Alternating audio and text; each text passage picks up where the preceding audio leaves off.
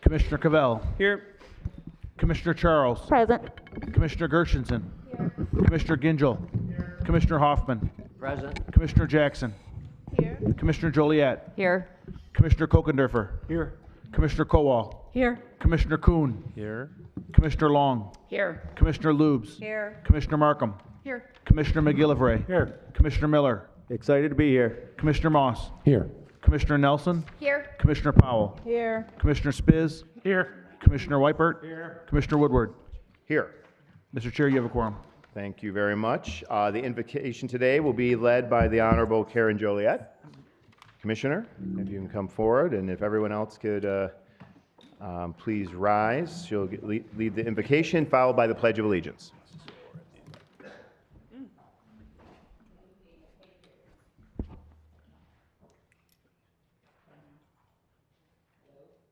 Nope. No. Sorry, it's her first term. All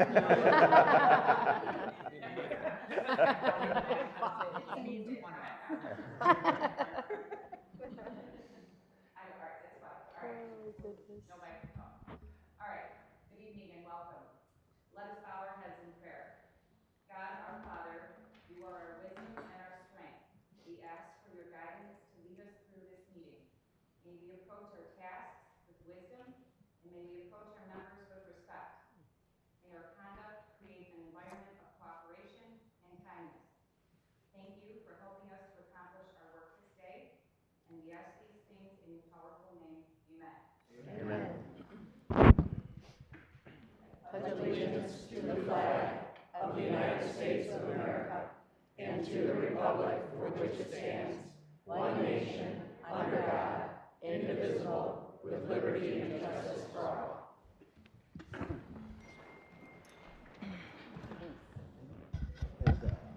Thank you, Commissioner Joliet. This will now move us to approval of the minutes. Can I get a motion to approve the minutes from our April 14th meeting? Moved by Commissioner Kowal, supported by Commissioner Nelson. Any discussion? Seeing none, all in favor of approving the minutes, say aye. Aye. Opposed, say nay. Let the records reflect that the minutes have been approved unanimously. And this will now move us to approval of the agenda. I believe one item was moved from the consent agenda. Mr. Chair. Oh, sorry, Commissioner Nelson.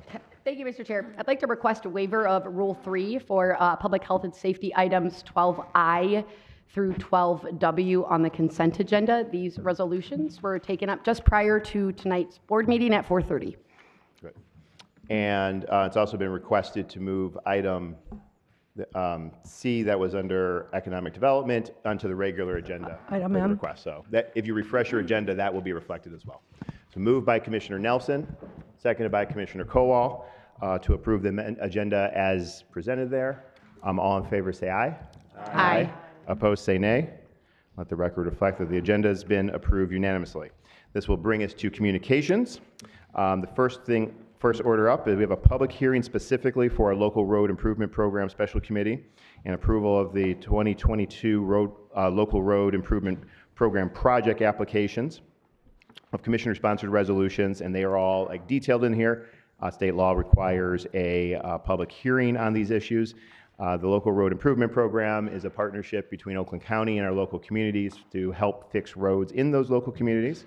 And so if any member of the public wishes to speak on those items, please come to the podium. Yes. If you can just state your name and ask you to speak for 3 minutes. So this is just on the local road improvement program. And there's lots of other public comment tonight. Welcome. That's fine. I'm not sure if this is just. Oh.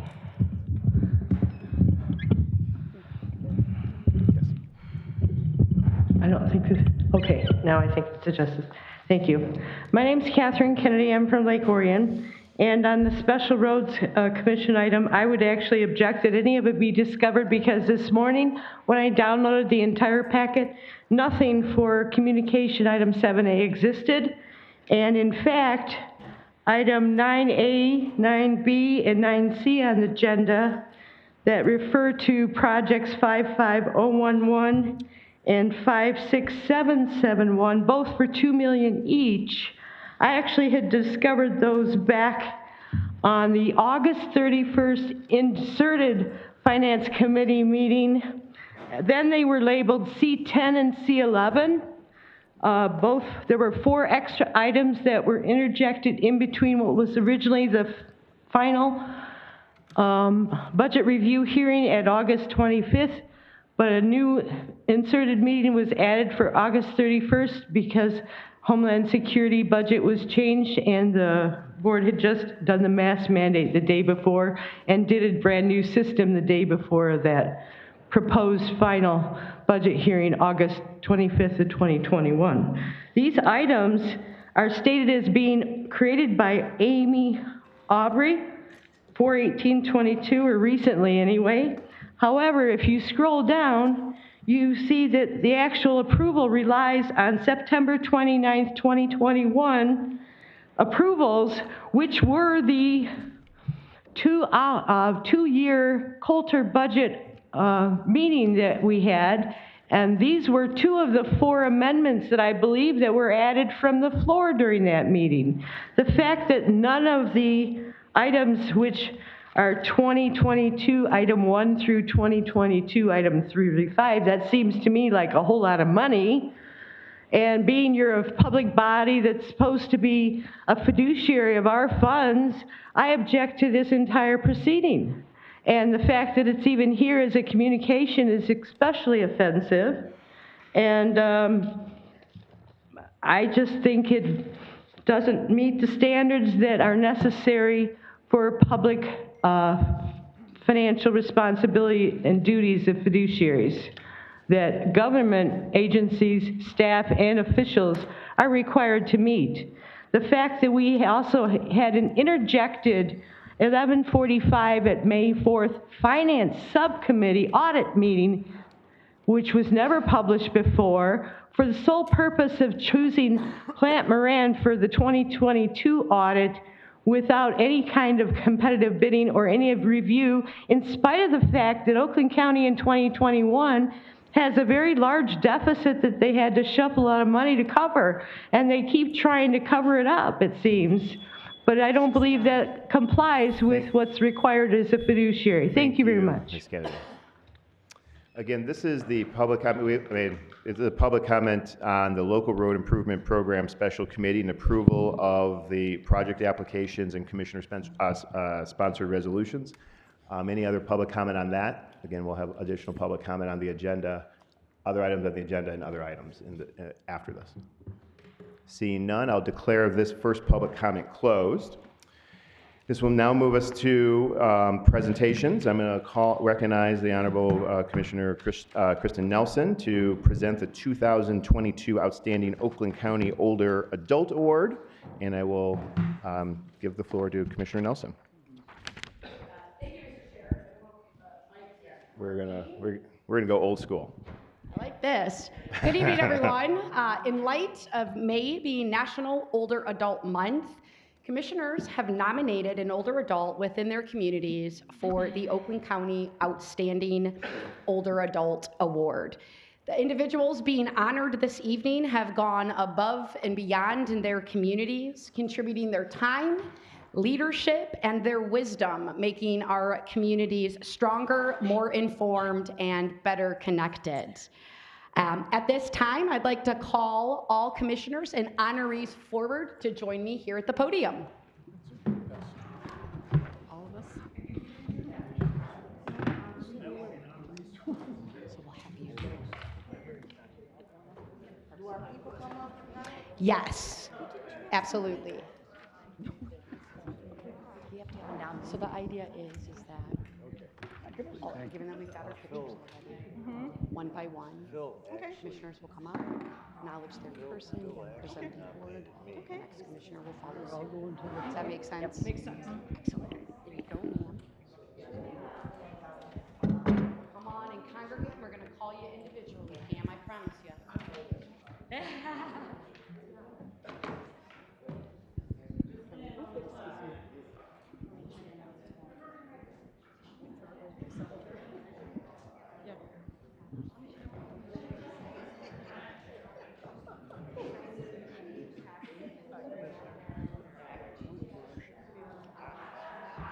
Are we ready? We ready? It is my distinct pleasure to recognize Jackie Smirka this evening. Jackie puts the Energizer Bunny to shame. She is currently the president of the Board of Faith in Action and Mission Possible in Oakland County. The organization has been a registered 501c3 with the state since May 13, 2013. Their initial goal was to help low-income elderly in Oakland County through the efforts of volunteers with various things such as house cleaning, providing respite relief for caregivers, taking elderly patients to appointments, and much more.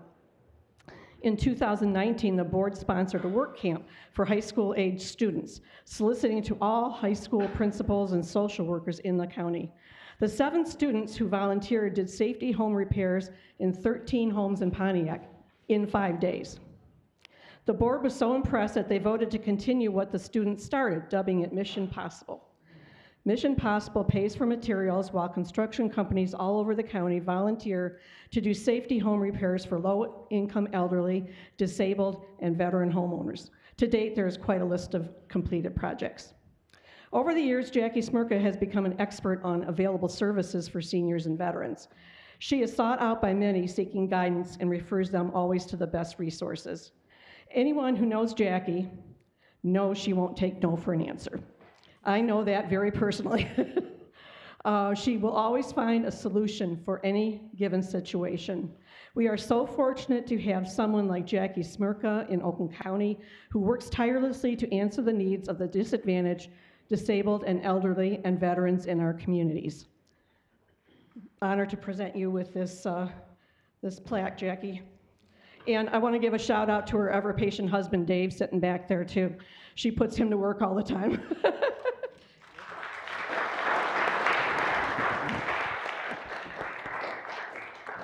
Thank you so much, but I'd like to accept this award on behalf of those 7 kids. All of them were from low-income families and very poor, and they were the ones that signed up to help us repair these homes, in these 13 homes, in 5 days. I can't even begin to tell you how amazing that was. The last night, they were the ones that said we should move this forward and help all of the people that we can in Oakland County. So it is to these 7 kids that I will be presenting this award to them at our next little reunion we have every year. Thank you so much. Thank you.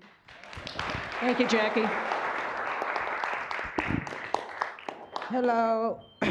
My senior, my outstanding older adult is Carolyn Price. And is they gonna put the picture up or they are? So she couldn't be here today. She had a conflict in her schedule, but Carolyn Price is a community activist in the city of Pontiac. And actually, for some of you who may know Huber Price, he was a former commissioner. This is his wife. She also serves as a senior liaison for me for the Commission Senior Citizens Group. She has over the years helped so many people, and she's actually the lady in the gray little sweater with the face covering, so y'all know who I'm talking about. She has over the years helped so many people, but her focus is with helping and leading the seniors living in the city of Pontiac. She is the chair of the world-renowned, you better tell I said that, world-renowned Golden Opportunity Club. This is a very active senior group that comes together on a weekly basis and receive information to help them and their families. She has volunteered many hours to different organizations helping in our community, and we appreciate her so much for everything. So thank you in honoring our Carolyn Price from the city of Pontiac.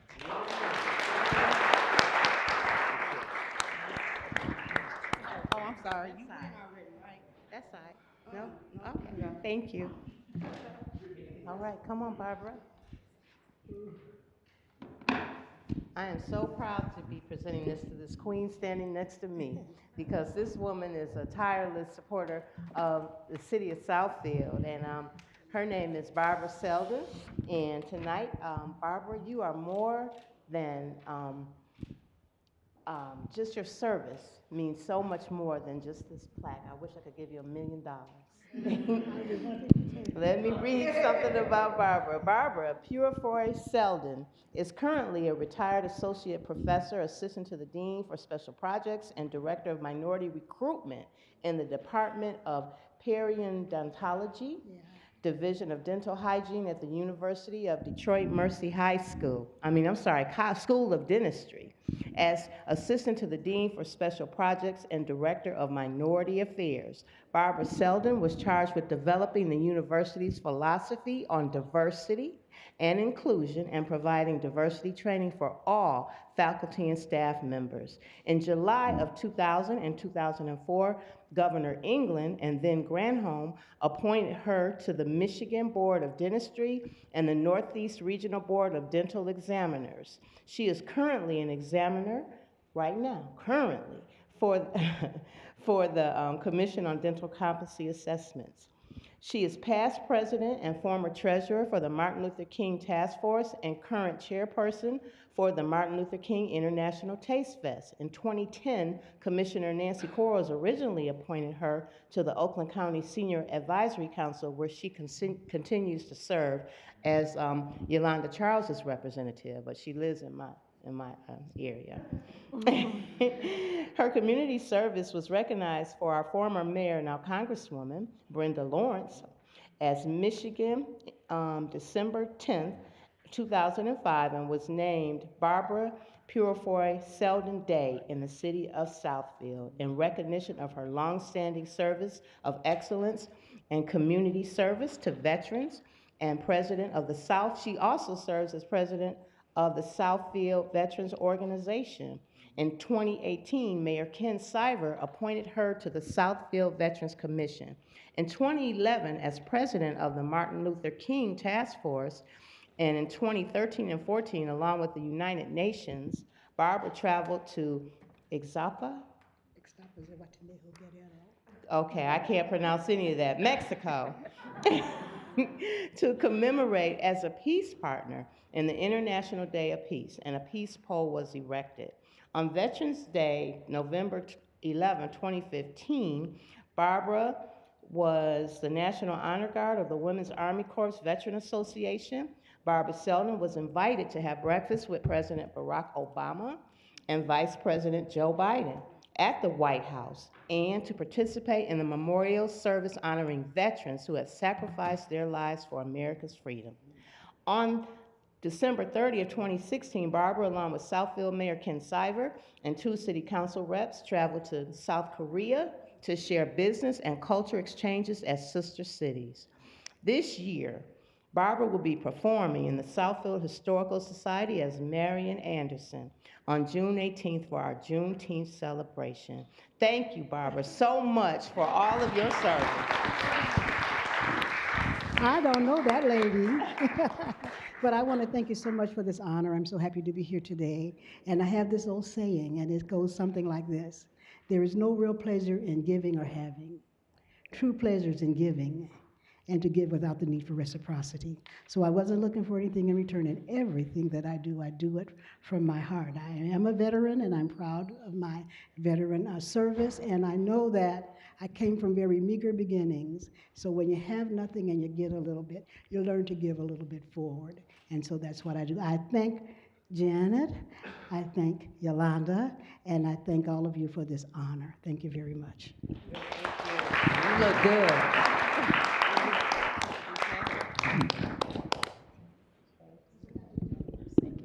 Does that sound like an older adult? Yes, she said 79 years young. Yes. Welcome. This is Barb Garbett. If you ever need anything done in Commerce Township or anyone on a board or commission, this is who you go to. Everybody knows her. She's lived in Commerce Township for 52 years now. She started her teaching career as a physical education teacher. She quickly got promoted to assistant principal. Then her love for the outdoors landed Barb the full-time position of outdoor education director for 18 years. For the last 7 years of her teaching career, Barb served as principal of Commerce Elementary School, where all my kids went. Did you have my husband when you were there? At camp. Oh, camp. So she knows Rob when she was very little. So yeah, I get all the stories. So Barb donates her time to numerous boards and commissions, including Walled Lake City and Commerce Township Community Library Board, Commerce Township's Parks and Recreation Commission, Walled Lake Schools Credit Union Board, She maintains those those free libraries and puts her own books in our parks in Commerce. And Barb represents District 7, Commerce, and on Oakland County Senior Advisory Committee. And she's very good. She's an advocate. She goes to the senior centers and tells them all the important issues on the senior events. And I probably missed a lot. She does more. She also works with the Boy Scouts. What do we do with the cemetery? We clean them off. This old, how old is that cemetery? She's on a cemetery committee too. 100-year-old cemetery. She cleans and fixes the, what do they call it again now? I can't find it. Headstones. Tombstones, yeah. She fixes and does that with Boy Scouts. So she does many more things, but it's an honor to give Barb Garbutt this plaque today and congratulate her. Thank you.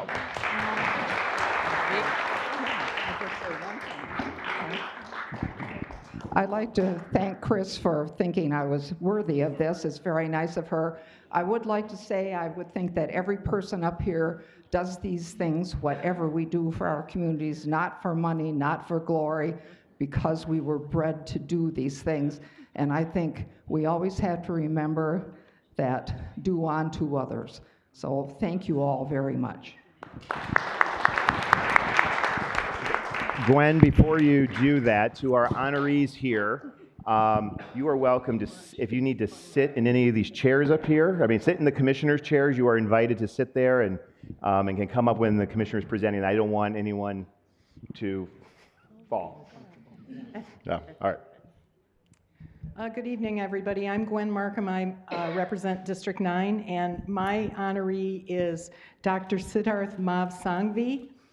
When I started to think about who in Novi is an older adult that's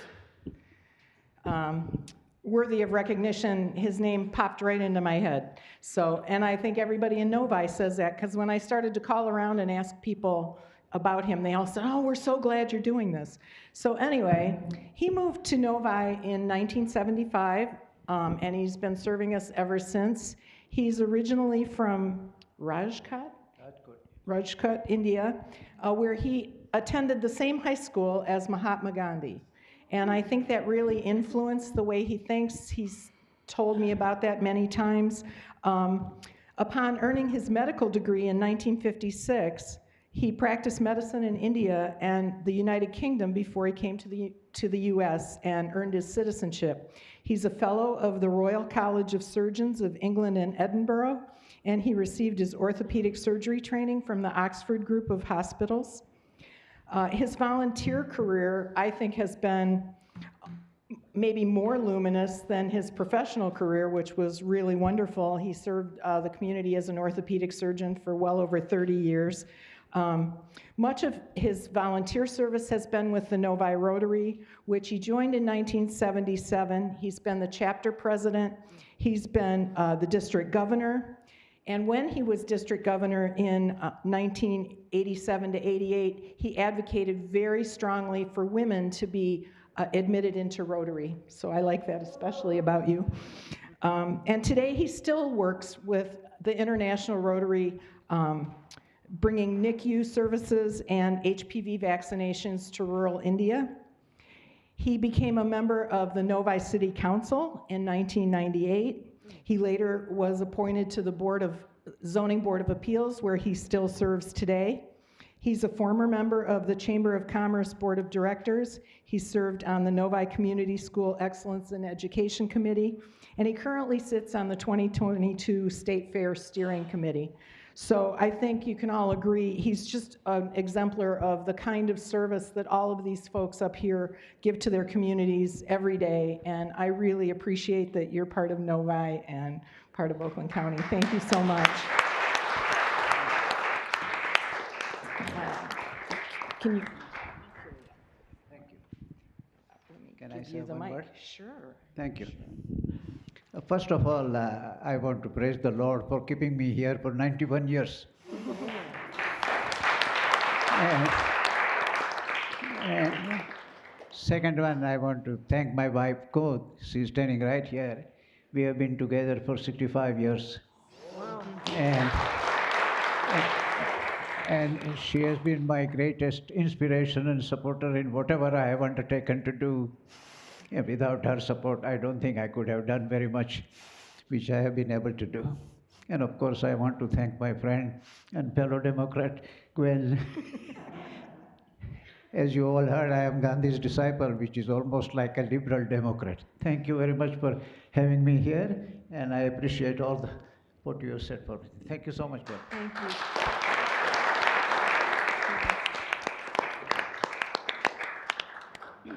Alrighty, thank you.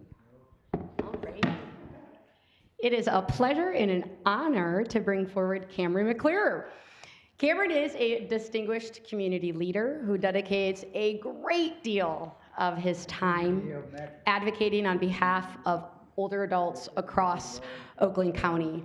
As the chairperson of the Oakland County Senior Advisory Council, Cam truly goes above and beyond to make sure that all voices across Oakland County are heard while tirelessly advocating for programs and services that enhance our aging older adults here in Oakland County.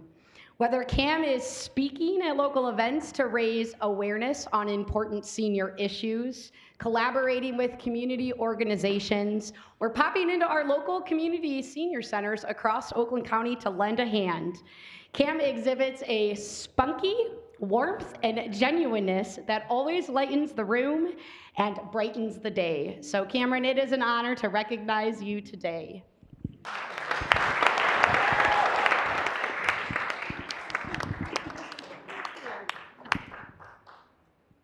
Thank you. I'm not usually lost for words, as Commissioner Nelson will tell you. Normally they have to tell me to shut up. Okay, I am the chairperson of the Oakland County Senior Advisory Council, which was created by L. Brooks Patterson, and our county executive, David Coulter, continued to allow us to exist.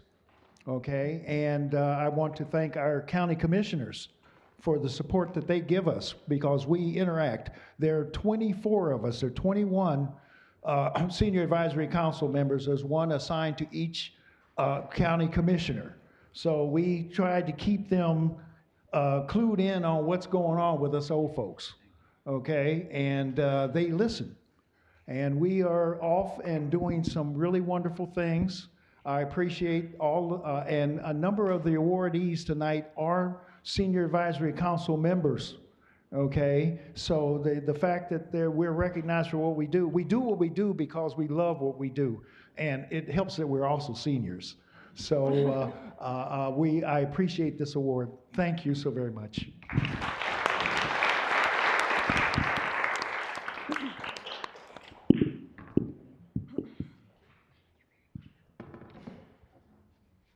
Good evening, everybody. Good evening. Good evening. Good evening. Anyone? Bueller? Thank you so much for the opportunity to speak today. I'm hoping you can hear me just fine. A little while back, I put a call out to some members of District 17 to help me recognize someone doing outstanding work in Lathrop Village. School board trustee and Lathrop Village resident, Ashanti Bland, told me about her neighbor who was always picking up litter along the street and even near 696, which can be quite perilous if you're not careful. And Ashanti shared with me John Robertson. And anyone who knows me knows I'm serious about litter.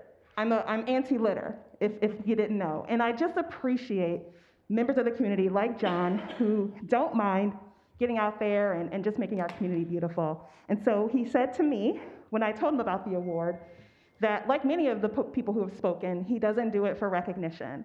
And that's what makes this very, very special, because it is nice to recognize people who are doing it just for the good. And so with that, John, I do want to recognize your beautiful wife. Do you mind giving us a wave? And I want to give you the opportunity to just say a few words. But you are an unsung hero in our community and so deserving of this gratitude. Thank you so much. Thank you so much. A very famous person 2,000 years ago said, love your neighbors yourself. And so all I do basically is trying to love our neighborhood by cleaning up. I'm not on any committees. I almost feel like, why am I here? Because of all these other famous people who've done all these great things. I just pick up trash every day, and I've been doing it since 1989. on a 2 to 4 mile route. So I picked up a lot through the years, and I just try to keep Lathrop clean. I even go to Southfield on 12 miles. So I enjoy doing it because it makes a difference as far as how people see the neighborhood, and I want it to be clean. I do recycle as much as I can too. So I'm trying to do what I can to make the earth a better place and our city a better place. And the neighbors have stopped sometimes when I'm walking and do say thank you in their cars, so I do appreciate that too. Happy to do what I can. Thank you. All right, thank you.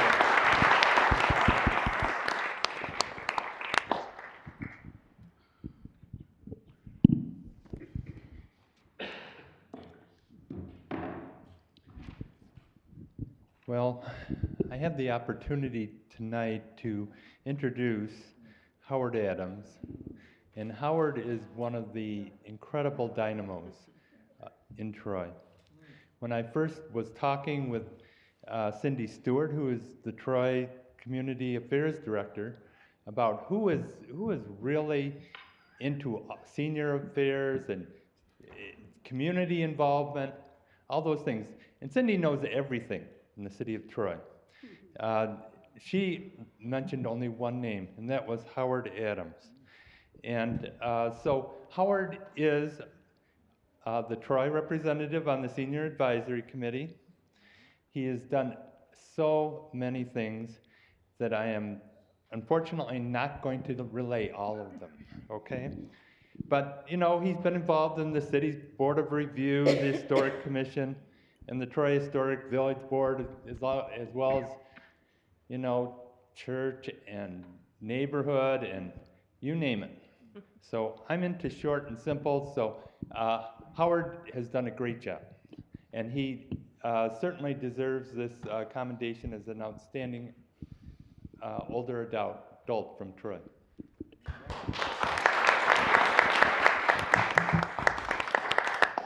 Thank you, Tom. A word of admonition to all of us. If you're not a senior citizen by now, you will be someday. And if you don't know what the definition of that is, it's 50 years old. So by a show of hands, who is not 50 years old here? Be kind to your older friends, because someday you will be one of us. Thank you very much.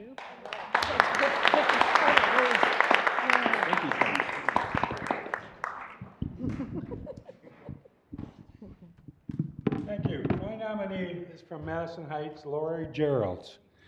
Lori's been a cornerstone of volunteerism in Madison Heights over the last 40 years.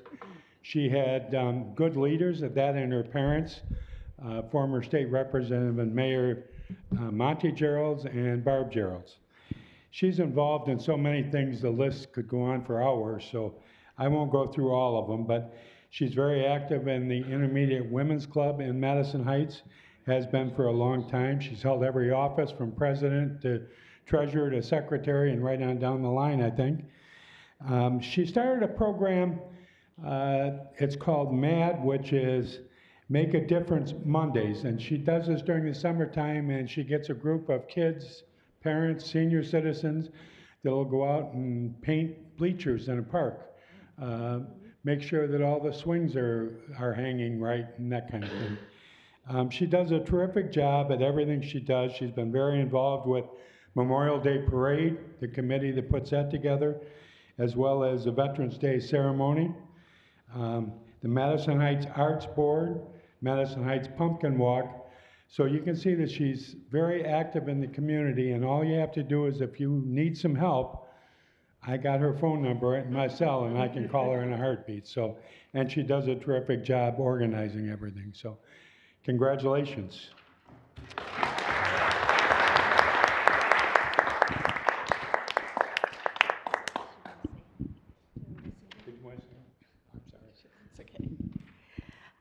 As Gary indicated, I had a lot of mentors in my lifetime, a lot of great mentors, of which Gary is part of that. I've known him for a long time. And it's kind of interesting to me because I don't feel like I'm a mentor, but apparently other people see me that way. And to me, that just means that our community is going to continue to grow stronger or to maintain its strength.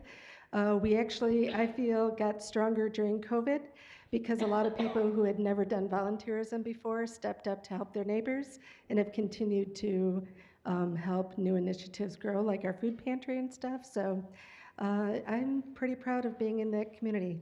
So thank you, Gary.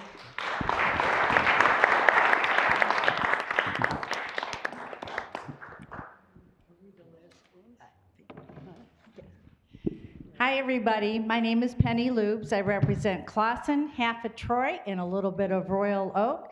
And as my friend Lou Joyce just said, are we the last? And I want to tell her we save the best for the last. That's how it works. So I have known Lou for many, many years. Lou was born and raised in Clawson, where she continues to live today, and in fact celebrated your 90th birthday last week. Yes.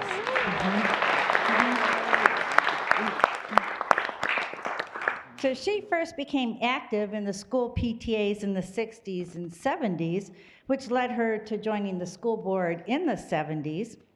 Throughout the years, she's volunteered with the Clawson Historical Museum, many in a variety of activities in our 4th of July festivities, secured donations for the Veterans Memorial Wall at our City Hall, attended most city council meetings, planning meetings, every meeting that we would have in the city, and has helped with local campaigns.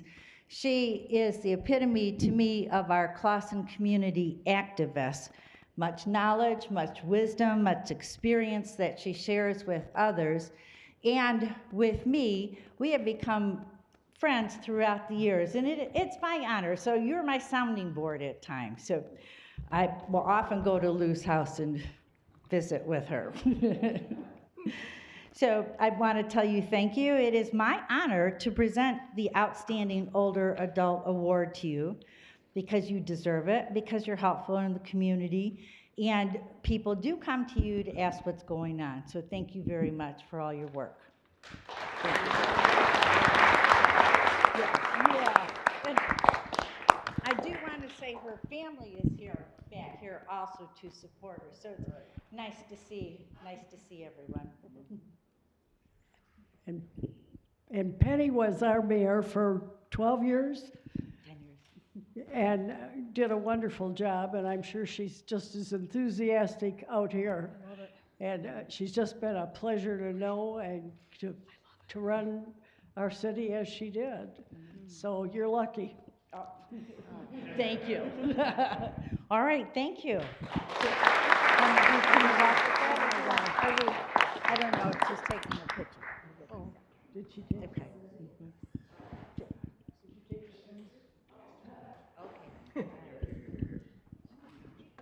Okay. I wanted to talk a little bit about my nominee, who is Sylvia Whitmer. My son went through the Birmingham School District, and Sylvia was the head of developmental K through 12 development, and she was such an outstanding role model.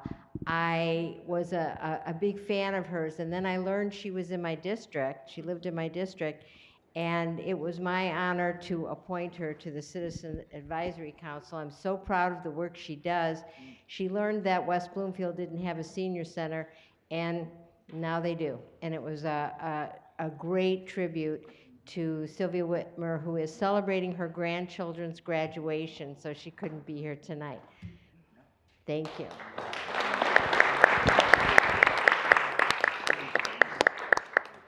Thank you. All right, good evening. First I'd like to call up any county commissioner that would like to be in the background and say something after I have a small speech about the former councilman in my district that I took over for, Bill Dwyer. So anybody wants to come up, feel free to come up. So I have the great honor, Bill Dwyer, he was in this position for 4 terms.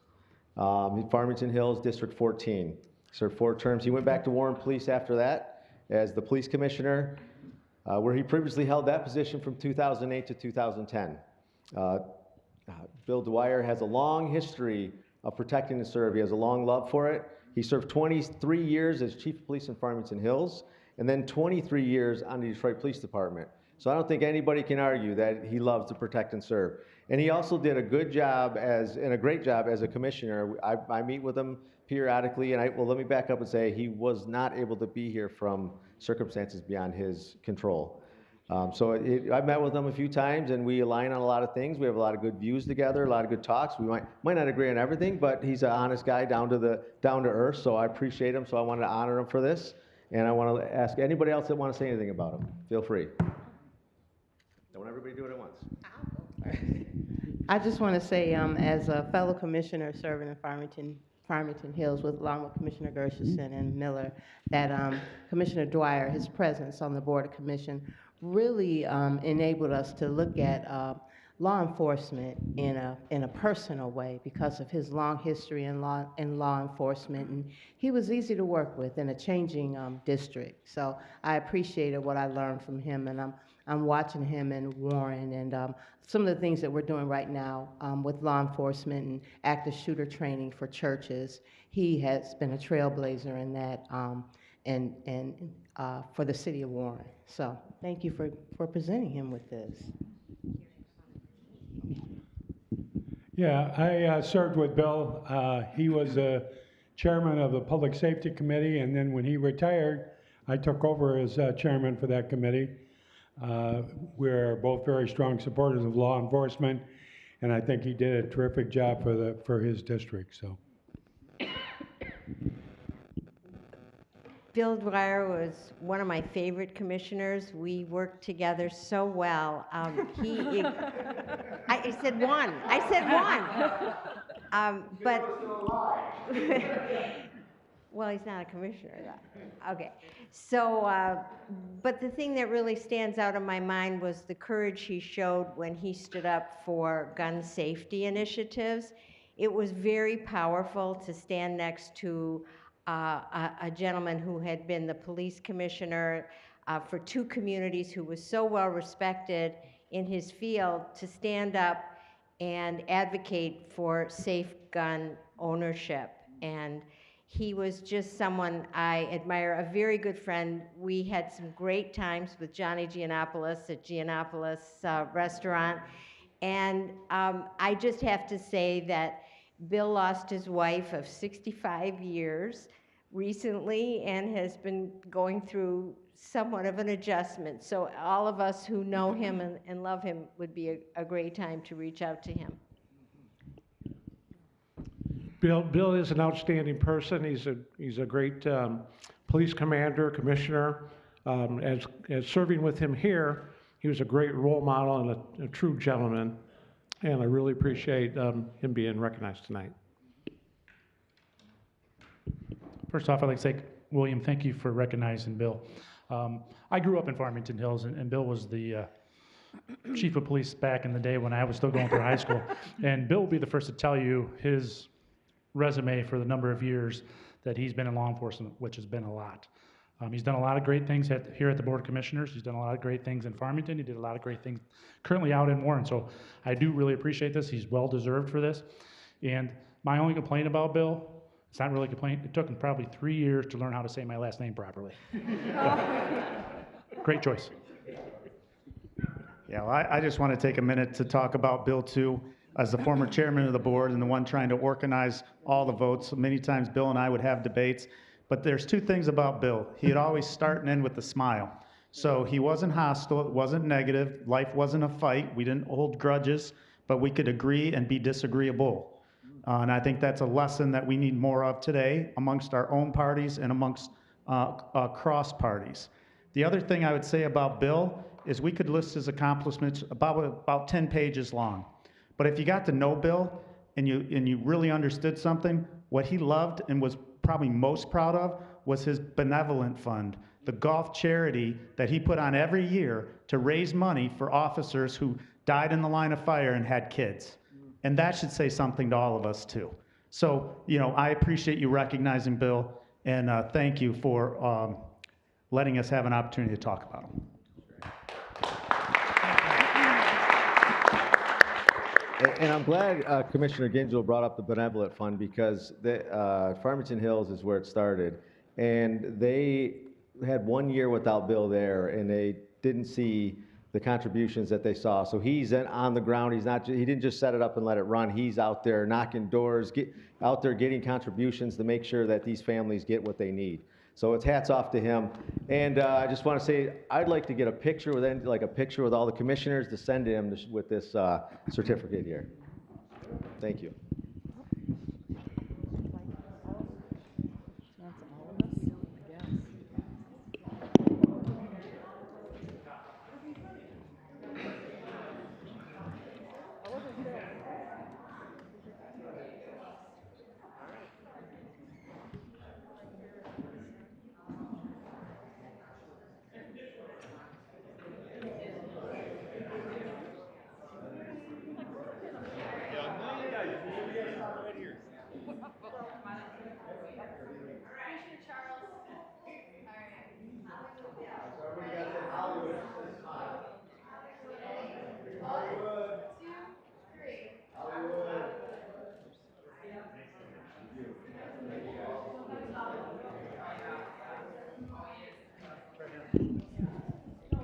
Alrighty. Congratulations again to all the honorees. All of you are inspirations and remind us that at any point in our lives, we can still make a difference. So congratulations and thank you. Yes. Do you want me to for them? Okay. Thank you, Commissioner Nelson, for leading this effort to recognize seniors across Oakland County, making Oakland County the great place that it is to live. Next up, I'd like to call on the Honorable Mike Gingell to present the next proclamation in the service of a mutual friend of ours, Mr. Dennis Cowan. Commissioner Gingell. Thank you, Mr. Chair. So, continuing recognizing people that have done great things in our community, I'd like to ask Dennis Cowan to come forward. And I know that many of us know and have worked with Dennis over the years. If you'd like to come forward to support recognizing him with me, please do. I'd also like to take a minute to recognize his wife, Andrea, of many years, who I know she's back there waiting for date night, so we'll make this quick.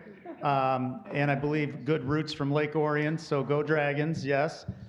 But for those of you that don't know Dennis, he's been a prevalent attorney in Oakland County for many, many years. And recently, he had a great honor bestowed upon him, which is why we want to recognize him this evening.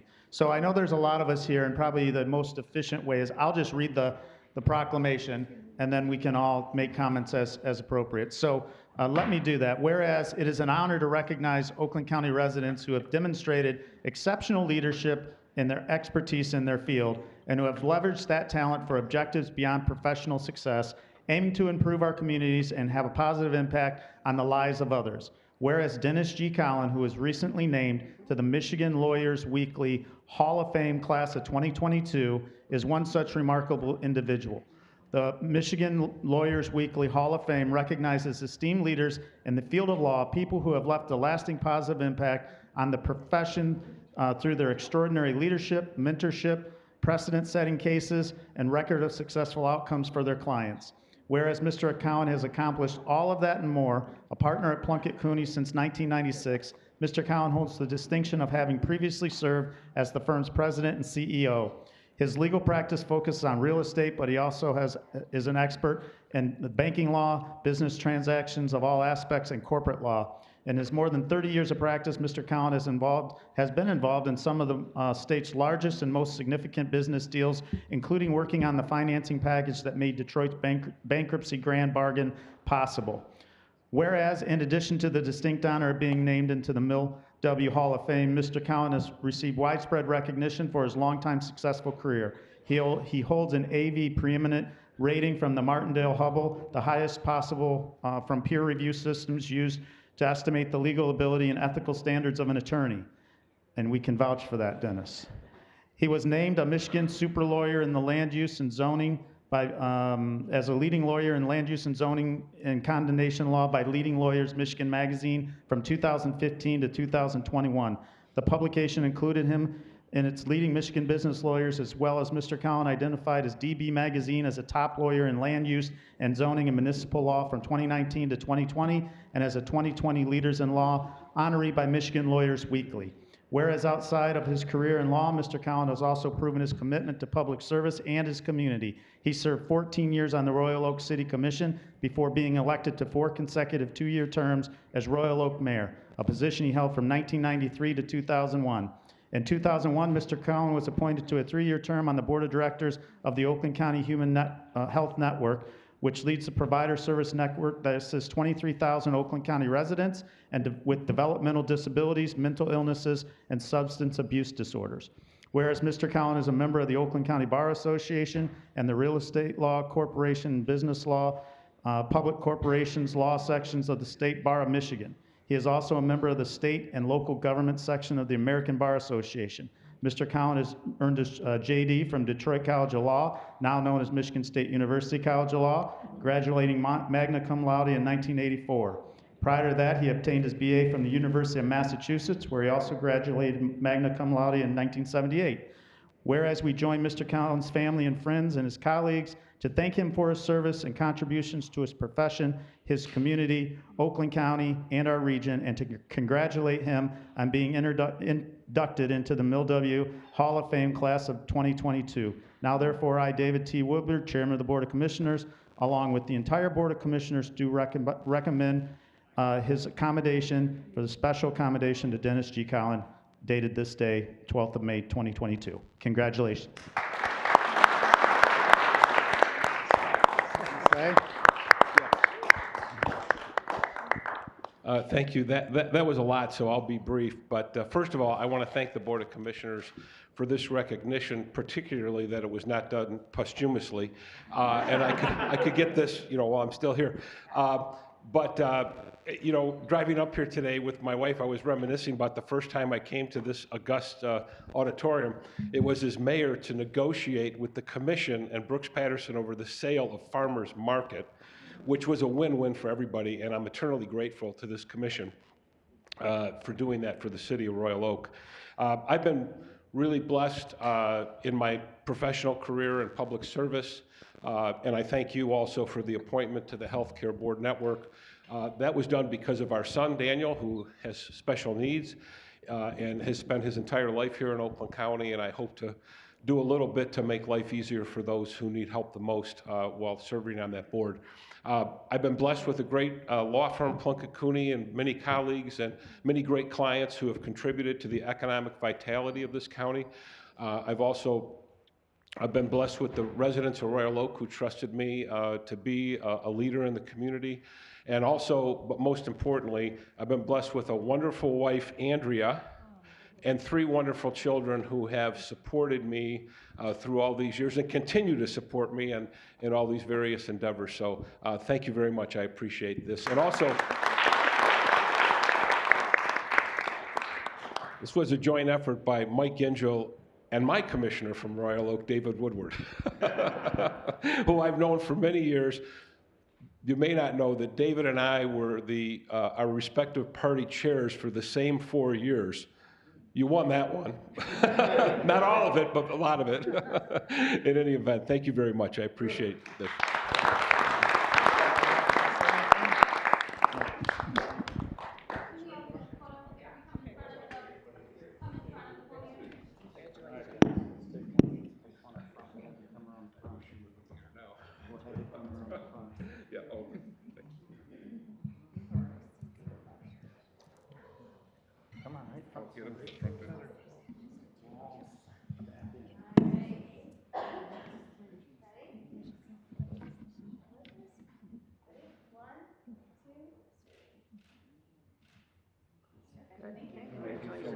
All right, thank you. I will.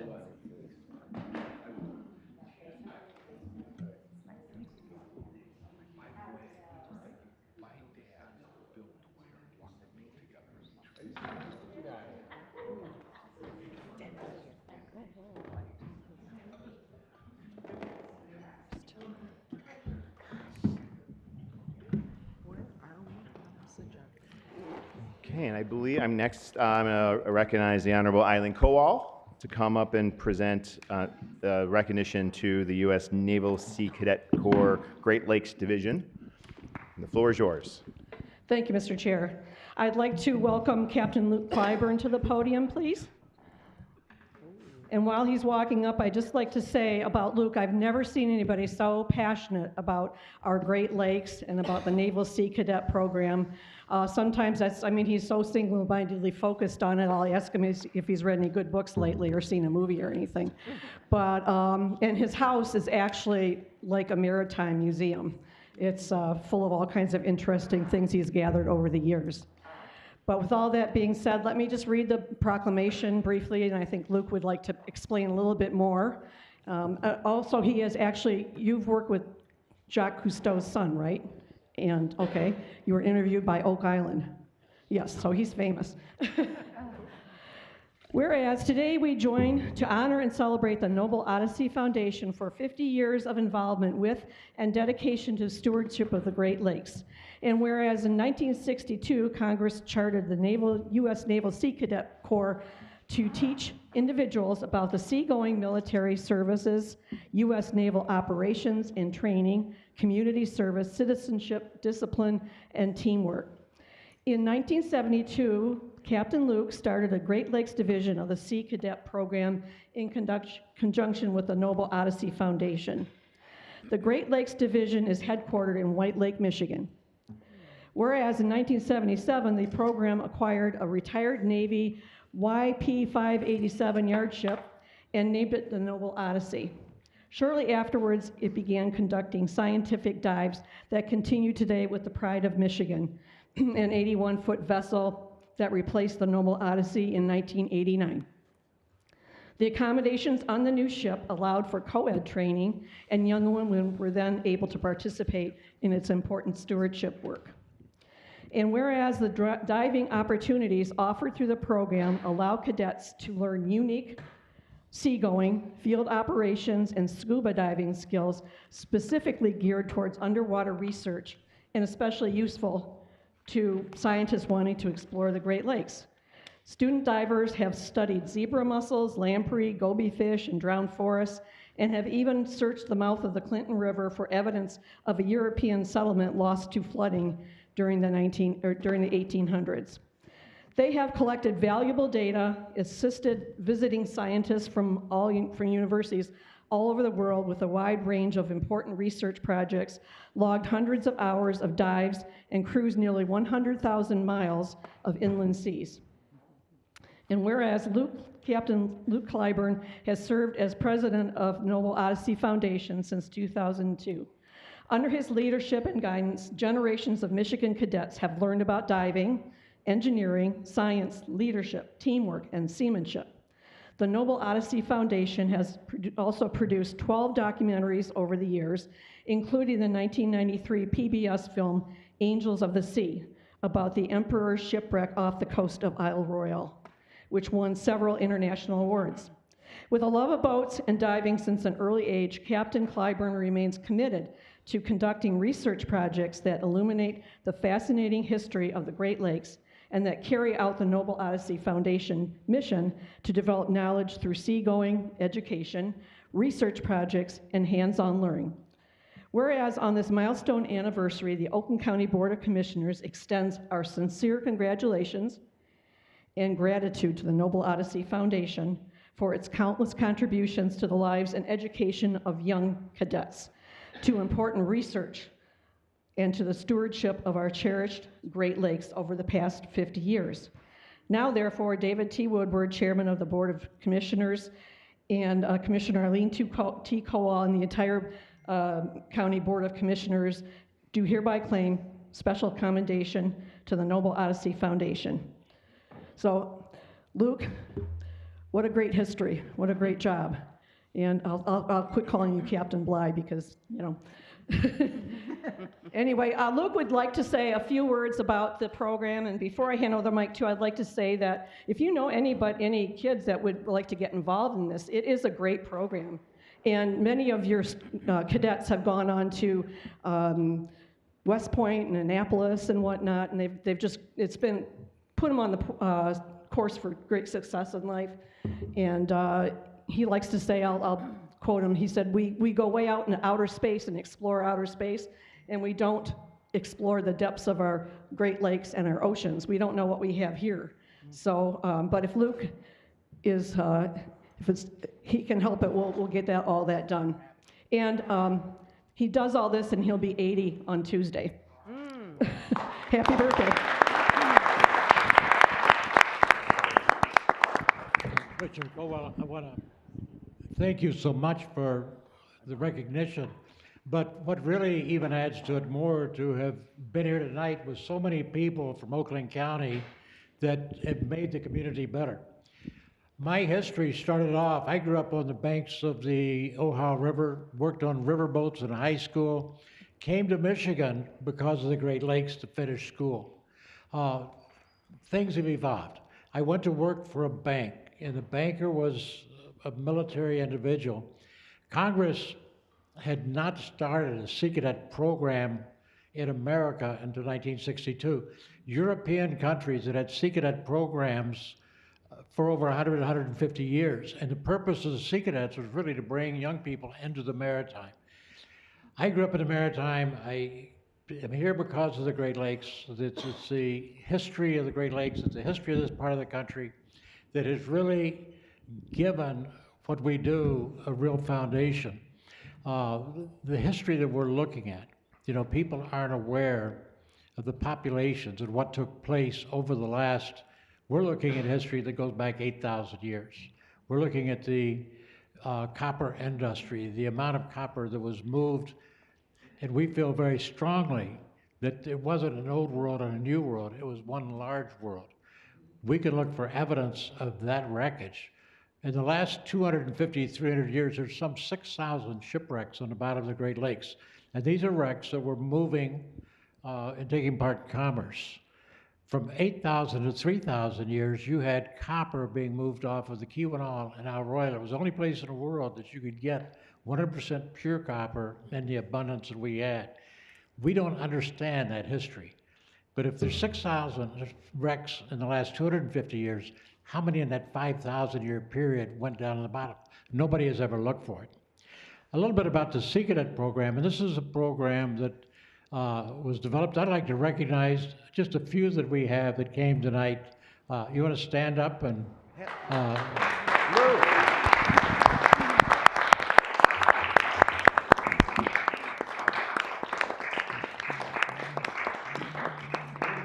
And this is just a small part. I had an opportunity today, it was to go to a memorial service out at Great Lake Cemetery and ran across parents who have a son that's graduating from Annapolis next week. So we've had hundreds of young people that came in and have gone through the program because of the Maritime. And it's because of being in Oakland County. It's because of the support. I'm not paid for doing this. Not anybody that's working with it. It's all volunteer. And it's something we've had a passion for. It's something we've had a love for. And it's been able to happen because of Oakland County. Many, many businesses in Oakland County have been great supporters. We've had a tremendous amount of support from the commission from older days in Oakland County. And I don't think I could have gone anywhere else and had the things happen that we've had happen here. So I feel very fortunate to be in Oakland County, to be part of this community. And again, watching and listening to the people that recognize tonight really shows you that we're a very, very important part of this whole part of the world. And with the fresh water, the development of interest in the fresh water, the future of this part of the world is going to depend on the preservation of that fresh water. We're developing the generation of people that will take care of it. So thank you, Oakland County, thank you, commissioners, and it really is an honor to be here. So thank you so much. Thank you.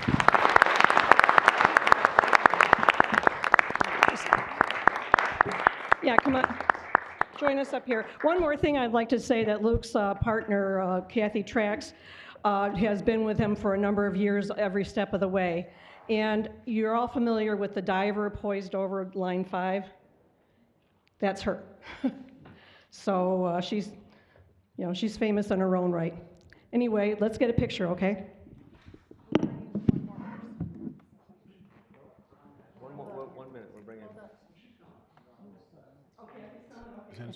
Do you want to give her that? Does she need to sit down when she takes the picture? Okay. Set it on there. I'm gonna make a turn. Okay. Look at your face.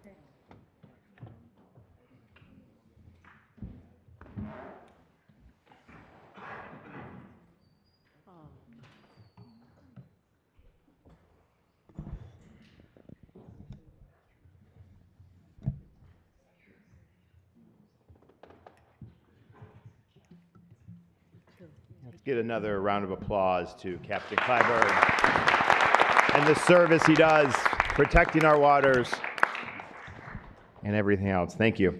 I will now recognize the clerk to a couple of other additional communications. Mr. Chair, item 7E, May 12, 2022, to the Oakland County Board of Commissioners. Ladies and gentlemen, I am hereby appointing the following individuals to serve on the Oakland County Zoological Authority for the next one-year term ending May 1st, 2023, or until a successor is appointed and qualified. Appointees: Alex Cooper, Millie Hall, Brandon Colo, alternate Tamika Ramsey. Your confirmation of these appointments is respectfully requested. Sincerely, David T. Woodward, Chairman, Oakland County Board of Commissioners. Thank you.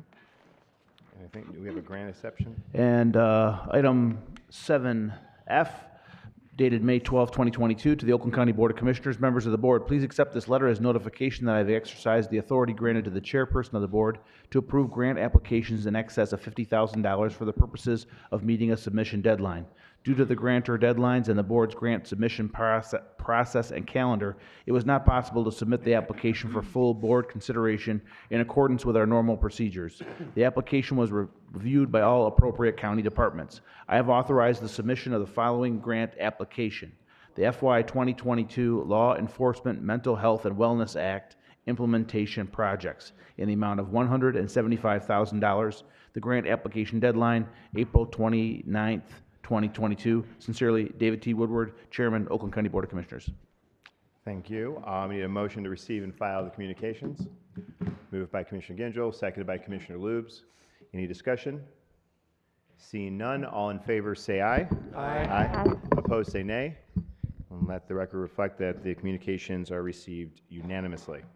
This will move us to the next public comment portion of this meeting. This is the opportunity for members of the public to address the board on items on the consent or regular agenda.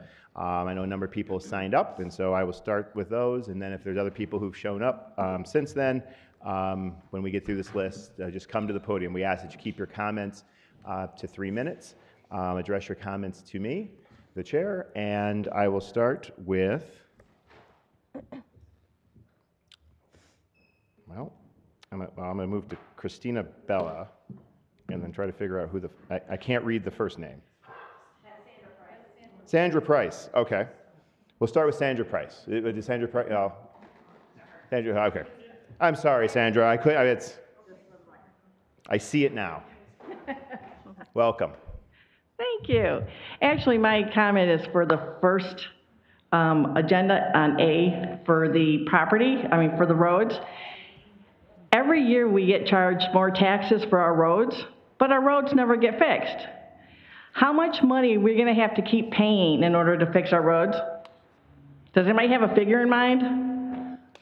Every year our taxes go up. Every year it's a gas tax, it's something in order to fix our roads, but our roads never get fixed.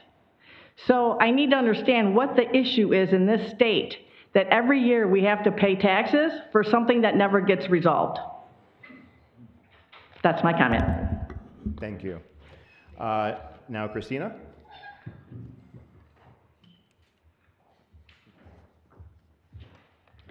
My comment is regarding the conversation with the United Nations that we talked about last time we were here. That's not on the agenda, though. That's not, but it's coming up, right? What's that? The second public comment, you can talk about anything. Is it addressing an agenda item on the agenda? She's referring to the market. Yeah, the World Economic Forum. Not the, okay, I stand corrected. Yes. Start the clock. So, Again. I come here in peace during wartime. We are at war, and our nation has never suffered more than we're suffering now. We've suffered a color revolution, fifth generational warfare, and an attack on all things good. We're in a spiritual war. And those of you who wish to partner with the World Economic Forum or the United Nations are sleeping with the enemy. We are a nation of free men and women. We have and claim that which was given to us by God in heaven. We have been given dominion over the land, air, and the water. It is ours. And we have dominion over the land, air, and water, which is the law of the land. LAW. It's the law of the land, right? We all agree? No man has dominion over another man. And the World Economic Forum and the United Nations wishes to take dominion over us. It is written out in every agenda that they've put forward. I believe that we are in a system of Babylon, and we need to come out of it. And all of you need to come out of Babylon. Stand up and claim your birthright. Come out of her and come out of Babylon. Father God, hear the prayers of your people. May your hand move to restore integrity and righteousness in our country. Father, please intercede on our behalf and bless those who do your will in the governmental role. May evil be brought down and the foundations of our nation restored. Amen. Thank you. Next up, please, let me refrain from public demonstrations. Rachel Weaver, followed by Jamie Nicholson. Is Rachel here?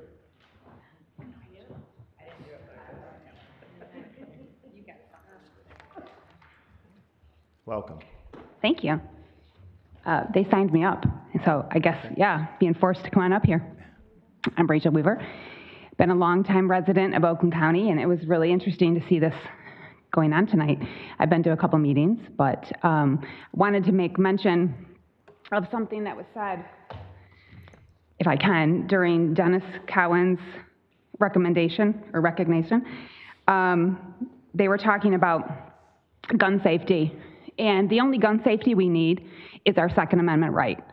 If we actually have our Second Amendment right, and I think everyone here took an oath, did you not take an oath to the Constitution? Then we should be upholding our Second Amendment. We don't need any other gun safety but what is already in our Second Amendment. We won't need anything in the churches because there will be no mass gun shootings in the churches because we should be able to protect ourselves. And so what Christina already said goes along with that. I will not consent, and I do not consent, to the UN or the WEF takeover. You come on my property, and you'll find something else.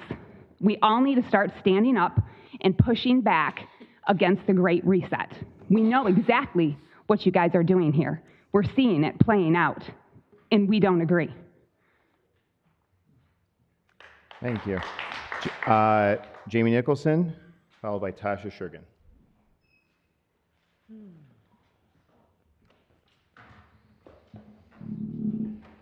Thank you for the opportunity to speak. Corruption continues in long-term care, causing the suffering and deaths of our loved ones. My name is Jamie Nicholson. I grew up in Oakland County. This is my mom, Nancy. She and many others were killed by this lockdown, which continues. because of the corruption. This is about humanity and justice. Mom had Alzheimer's disease for 16 years. Dad and I helped care for her every day in her long-term care facilities as she became unable to take care of herself until the lockdown. We watched Mom fade away through windows. Our persistent, substantiated, and diplomatic requests were refused by the administrators at Mom's long-term care facility because of the corruption. Our family is not alone. Every day, families all over Oakland County and the state of Michigan are still being denied their rights to be with their loved ones because of the corruption. I'm here representing more than 600 members of our Facebook group called Save Our Seniors Michigan. We are part of a movement advocating for loved ones in Michigan who want an end to this corruption, the same corruption that killed my mom. Our loved ones are dying because of their mental anguish and continued isolation. Long-term care facilities are low on staff, they're unclear on the guidelines, and inconsistent in their visitation policies. Let us in. Corruption continues in long-term care, causing the suffering and deaths of our loved ones. On the day of her death, I called about Mom's personal effects. Danielle answered the phone at the front desk. "Oh, sure," she said cheerfully. "You can come by any time to pick up her belongings. Just let us know and go right on into her room and collect her things." "Wait," I said, "are you telling me that we were not allowed to be with her for 11 months in her room, and now that she is dead, we can go into her room at any time and pick up her things?" "Unfortunately, yes," she said. "Have a great day." You want to talk about corruption? Loved ones continue to be isolated from their family members. The lockdown practices are inconsistent, inhumane because of corruption, and we demand change now. This is about humanity and justice. Thank you, Jamie. Tasha, then Jerry, and I was going to remind everyone to please speak to items on the consent to a regular agenda. I'm tired of having to supervise this board, forced to watch everything that's on the agenda. You were elected to represent us, our county, and you've failed. What we're experiencing is historical. The question is, what side of history do you want to be on? I choose to be on the side of liberty and freedom. We'll reflect back at this moment in time, and it'll be clear you were either part of the Great Awakening or the Great Reset. It's clear by how many of you have voted that you're choosing to be on the wrong side of history.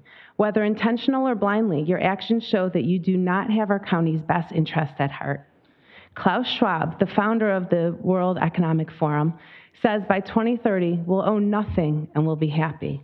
This is the New World Order. It's the agenda that's being pushed by the World Economic Forum. It's also called the Great Reset. I'm not a conspiracy theorist. I'm a realist, and I'm sounding the alarm to wake up the masses, and I hope you're all listening. We're seeing the New World Order agenda roll out right in front of our very eyes, right here in Oakland County. We can thank our current Board of Commissioners for welcoming in this evil agenda. We see this in Attainable Housing Trust, the push for mass transit, the sustainable presentation from the last meeting that was endorsed by the World Health Organization, and now you want to make an alliance with the World Economic Forum. We don't want our money spent this way. We don't want this agenda being pushed on our community, and we definitely don't want this mess left for our future generations. Our veterans fought hard for our freedom. Don't throw it all away with this global agenda. My ask is that you remove item 9M off the agenda and never entertain that idea again. Thank you. I got Jerry and then Catherine Kennedy.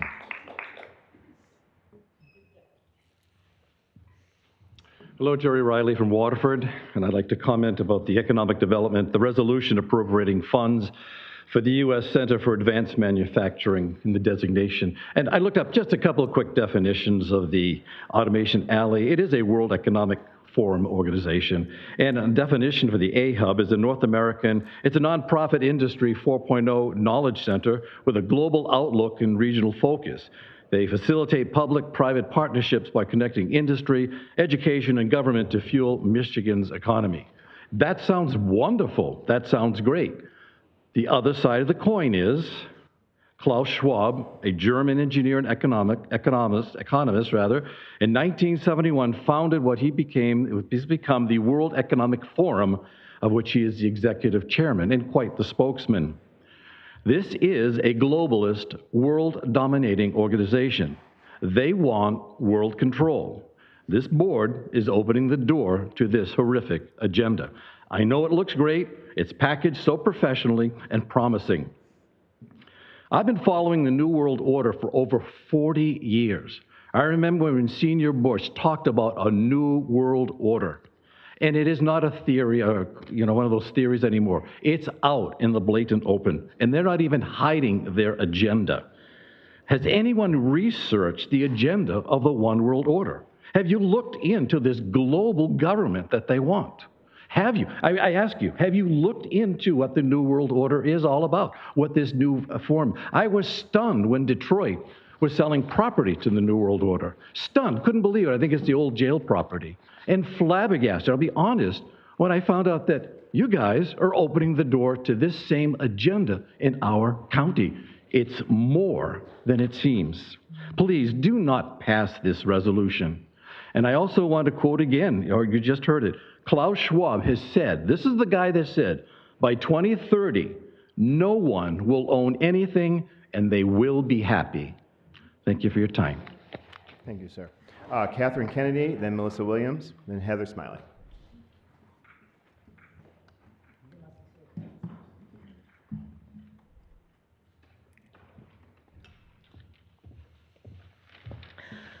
Good evening, Commissioners. My name is Catherine Kennedy. I'm from Lake Orion. I've become a regular over the past year, and it's terribly disconcerting to see how little comprehension of the financial impact that these policies are having on the citizens. I would remind you that during the Detroit bankruptcy, we agreed for a temporary property tax increase for DIA and Zoo. Why is that not expired? Now we have already a proposal 10B and 10C to add a new park levy and also new Oakland County levy to our property taxes. Now, last year when we did the 2020 audit, lo and behold, they underestimated the revenue by what, 64 million, something like that, 12,621. So is this why we need all this extra money? Because the Coulter budget added 399 positions, even though 25% of the businesses were closed as of June 9th, 21, which somebody said they can't find that packet anymore.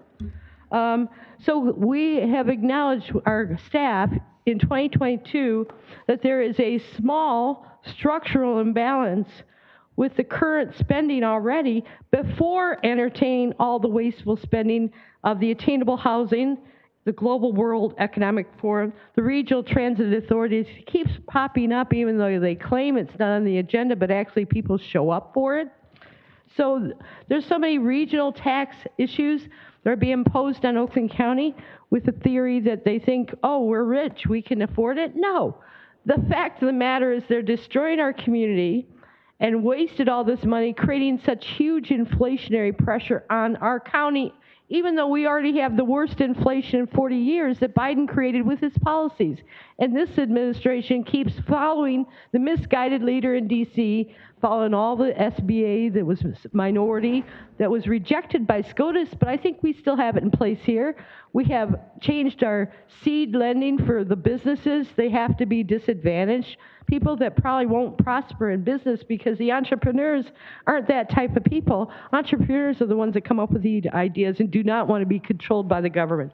And then you come up with this Global Economic Forum. And the reality is Oakland County started that business enterprise through here. Why in the world would we join a global organization designed to suck away the assets, the business, the industry of the community that built it? Why? This is the United States of America. We're supposed to have property rights. We need to defend our Second Amendment rights. Fabio was absolutely right. He said that's the one thing you can't let go of, no matter what. Thank you very much. Our Ms. Kennedy. democracy Thank must you. stay. Melissa Williams, followed by Heather Smiley. Good evening, Commissioners. Chairman Woodward. The resolution agenda item 9M would have the Board of Commissioners appropriate $3 million, $1 million per year, to assist Automation Alley to establish an advanced manufacturing hub, AM hub, as designed by the World Economic Forum for North America. While we all support Automation Alley, making this connection to the World Economic Forum is a big mistake. When citizens in the county find out this has been passed, you will see a huge uproar and a lot of discussion about it in the upcoming primaries and in the general election. In case you didn't know, the WEF is an organization with a very troubling record. It already is involved in establishing a transportation center in Detroit with potentially devastating results. As a commissioner who cares about Oakland County, make the decision that will be right for your district tonight and vote no. Stop spending our money on things that destroy our businesses. The leader of the WEF, Carl Schwab, has a worldview that many in Oakland County would consider to be contrary to their family, religious, and community well-being. One of his quotes is where he gleefully states, now remember, his father was a member of the Third Reich, that it is this is a quote, that it is now far easier to manipulate with the precision human genome with viable embryos, which means that we are likely to see the advent of designer babies in the future who possess certain particular traits. The article goes on to say that Adolf Hitler would be so proud of Schwab's request for a master race. Is this the kind of person that you would like to support? I have a full article with excerpts and graphs from the actual WEF document, but I would like to take some excerpts from that document highlighted by Glenn Beck. I believe that this will resonate with your real-life values for freedom and privacy. For those who think the WEF and the Great Reset is not going to control every aspect of your life, this is who we're working to partner with in Detroit. Let me give you a couple of things to think about. The WEF is now taking the next step to shape global, regional, and industry agendas, and quote, with a new digital ID system under the framework, the WEF proposes collecting data from many aspects of people's everyday lives. That's a quote. Through their devices, telecommunication networks, and third-party service providers, the WEF suggests that this data collection dragnet would allow for a digital ID. Now listen, this gets very narrow.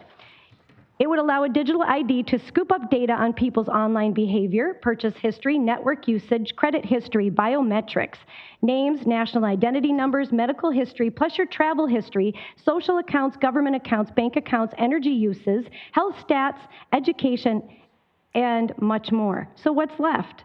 Once the digital ID has access to this huge, highly personal set of data, the WEF will propose using it to decide whether users are allowed to, quote, use and use devices, open bank accounts, carry out online financial transactions, business transactions, insurance treatment, and book trips, and vote. Thank you. Heather Smiley, followed by Ross Barranco.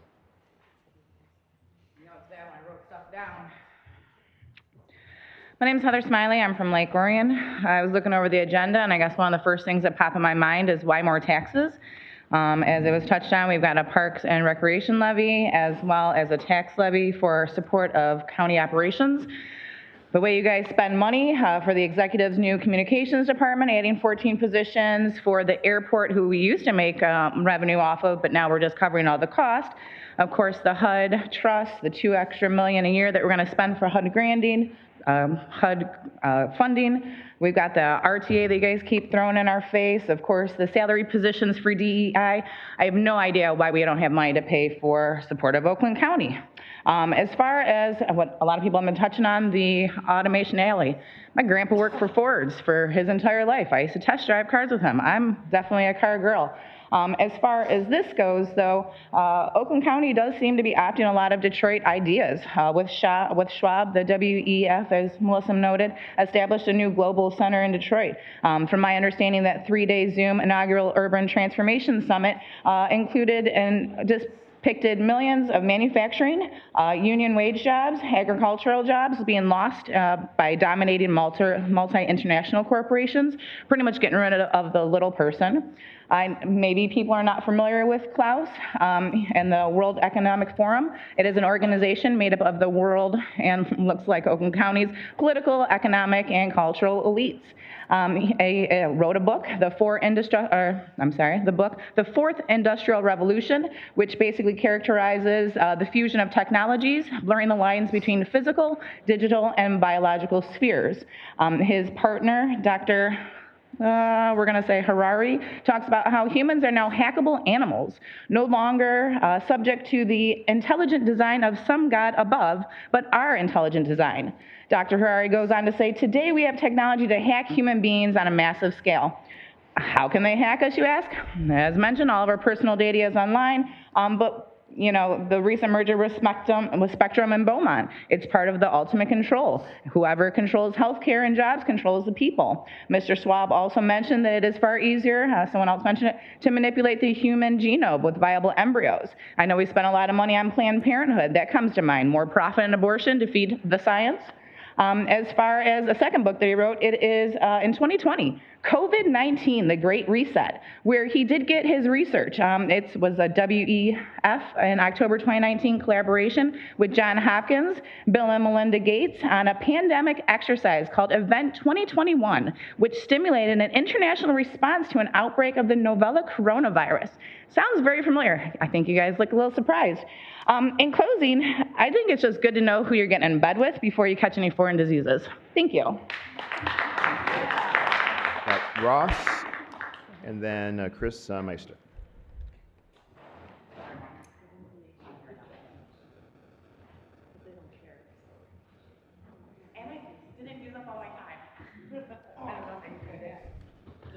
I'd like to speak out against item 9M as in mother, as in male matrimony. I don't understand why any American entrepreneurs would want to take third place. This proposal, your presenter said that Oakland County will be the third column behind the world elite and behind communist China. I don't see Americans really going for that. Americans want to strive to be the best. American entrepreneurs have always been the leaders of the world.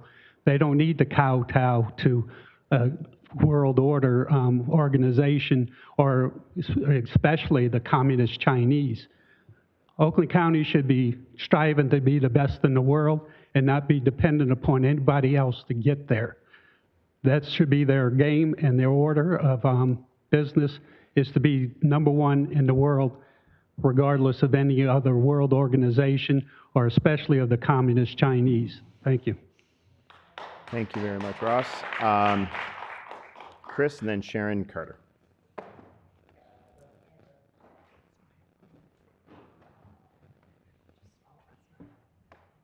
Welcome, sir. Thank you. I'm Chris Meister. I live in Royal Oak. And I find it amazing that anyone in a position of leadership who is familiar with George Orwell's book, 1984, would look at themselves and say, I want to be Big Brother. But that is exactly the role model of the World Economic Forum, and all who associate with it follow. Klaus Schwab, the founder and executive director of the World Economic Forum, wrote, every country from the United States to China must participate, along with every industry from oil and gas to tech, in its initiative to reshape the post-COVID world to redistribute wealth to advance its agenda. According to Schwab, all must be transformed.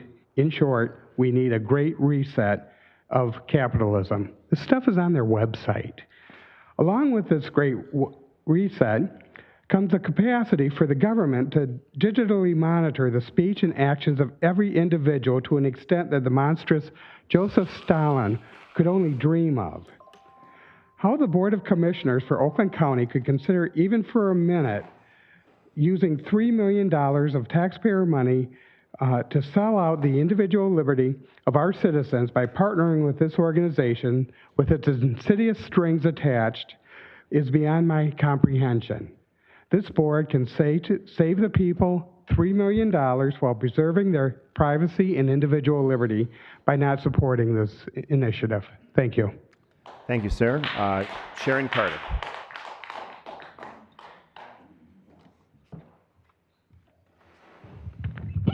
Good evening, Commissioners. Good evening. Hi, my name is Sharon Carter from Southfield. I was listening to a finance meeting earlier in the week and heard two gentlemen, Mr. Carlson and Mr. Kelly, discuss Automation Alley. I thought this was a great idea. The manufacturing industry has taken many steps forward, and now we are looking at Industry 4.0. Our county is full of bright and inventive small manufacturers that need to be brought together, led, and energized. This Board of Commissioners is seeing and is stepping up to fill this need. I thought, wow, this sounds good. I'm all for this. Here's a quote: "We want small manufacturers to survive and thrive." This board stepped in and found an answer to this huge need. Here's another quote: "Manufacturing will come back to the United States. We're not sure that it will come back to Michigan. We have to shift our culture so that we will embrace a distributed manufacturing mentality. Small manufacturers must band together to behave like big manufacturers. We need the world to pay attention today." He went on, "The World Economic Forum," and I went, what's this? The World Economic Forum is a membership organization where the big manufacturers band together to talk about issues that affect the global manufacturing community. There is no World Economic Forum Center, there's that name again, for advanced manufacturing. We are building relationships with the World Economic Forum. This World Economic Forum, it's getting kind of monotonous, right, is willing to designate Automation Alley as a U.S. center, the only manufacturing center for the World Economic Forum. My question was, what is the World Economic Forum, and why are they the only answer for small manufacturers to survive and thrive? So I typed WEF into my phone, and I saw a couple things. One thing I saw was a couple of hashtag lines that, and this was what they said: "You will own nothing and be happy." And another one was, "Our plan for the world in 2030. I was like, wowee. And I thought, am I continuing to like this grand plan before the board? So I was not aware. Were you aware that the World Economic Forum has not been elected by anyone, but they've been influencing politics around the world? This floored me. I just keep seeing this hashtag: "You will own nothing, but you'll be happy." Do I want to pay my taxpayer dollars to jump into a partnership with this entity? Commissioners, have you asked your constituents if they want to jump in bed with this hashtag? "You will own nothing and be happy"? Well, this constituent says no. Thank you. Thank you very much, ma'am. Is there anybody else that would like to address any items that are on the agenda today during public comment? If you can just, give your name and community, and please keep your comments to 3 minutes. Welcome. Hello, I'm Justin Atsula. I'm part of Oakland County, and I'm going to speak to Melissa. So, this is concerning 9M. While the resolution should be terminated solely because of the association with WEF, it could also be defeated by looking at the content of $3 million in proposal spending.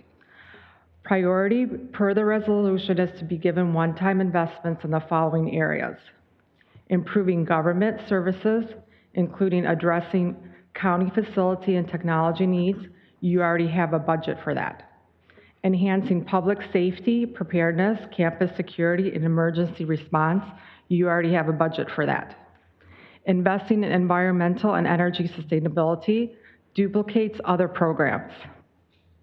Improving the health of the community duplicates other programs. Fostering economic and workforce development duplicates other programs. Advancing funding for future outstanding debt service, payments of current obligations, a bailout of other debt, matching grant funding for priority local infrastructure projects. What does that have to do this with Automation Alley? Please stand with me in opposition to the resolution. If Automation Alley has specific proposals to define projects that will provide economic opportunity and add jobs, let them come forward and provide those details for us to support. Thank you. Thank you, ma'am. Anybody else for public comment? Seeing none, I'll close. I'm sure you will. Yeah. We'll declare public comment closed, and that will move to reports of standing committees. And the first up is the consent agenda in everyone's packet. Is there a motion to adopt the consent agenda? Moved by Commissioner Nelson, seconded by Commissioner Gingell. Any discussion on items on the consent agenda? There's a lot of them there. Seeing none, Mr. Clerk, please prompt the vote.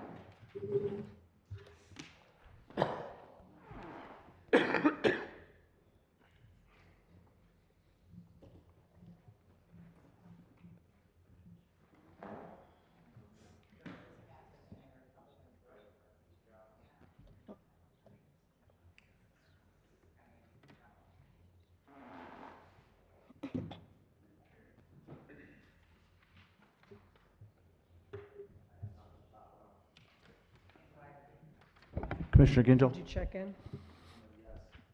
Commissioner Gingell votes aye.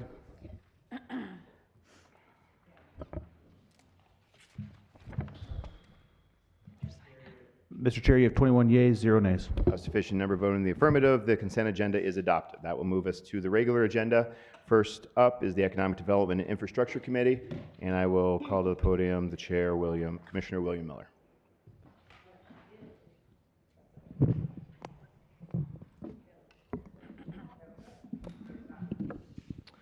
Thank you, Chairman. My first report agenda item is fiscal year 2022 appropriations with City of Farmington for Tri-Party Road Improvement Program, project number 56691. Commissioner Miller moves, seconded by Commissioner Weipert. Any discussion? Just to note that the amendment, there's no changes in the contribution of the RCOC and the City of Farmington, but it does change the county's contribution in the tri-party. That's what's captured in that resolution? That's the technical difference here? Correct, yes. Okay, great. Any further discussion? See none, Mr. Clerk, please prompt the vote.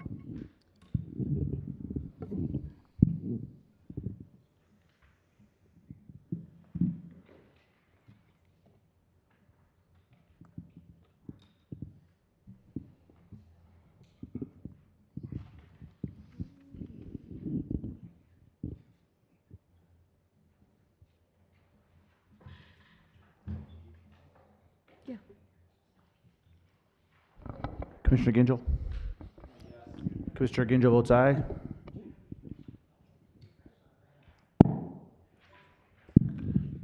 Mr. Chair, you have 21 yeas, 0 nays. Sufficient number voting in the affirmative. The resolution is adopted. Commissioner Miller.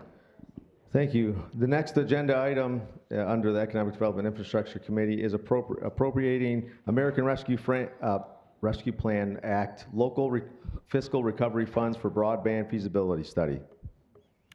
Moved by Commissioner Miller, seconded by Commissioner Markham. Any discussion? Seeing none, Mr. Clerk, will please prompt the vote.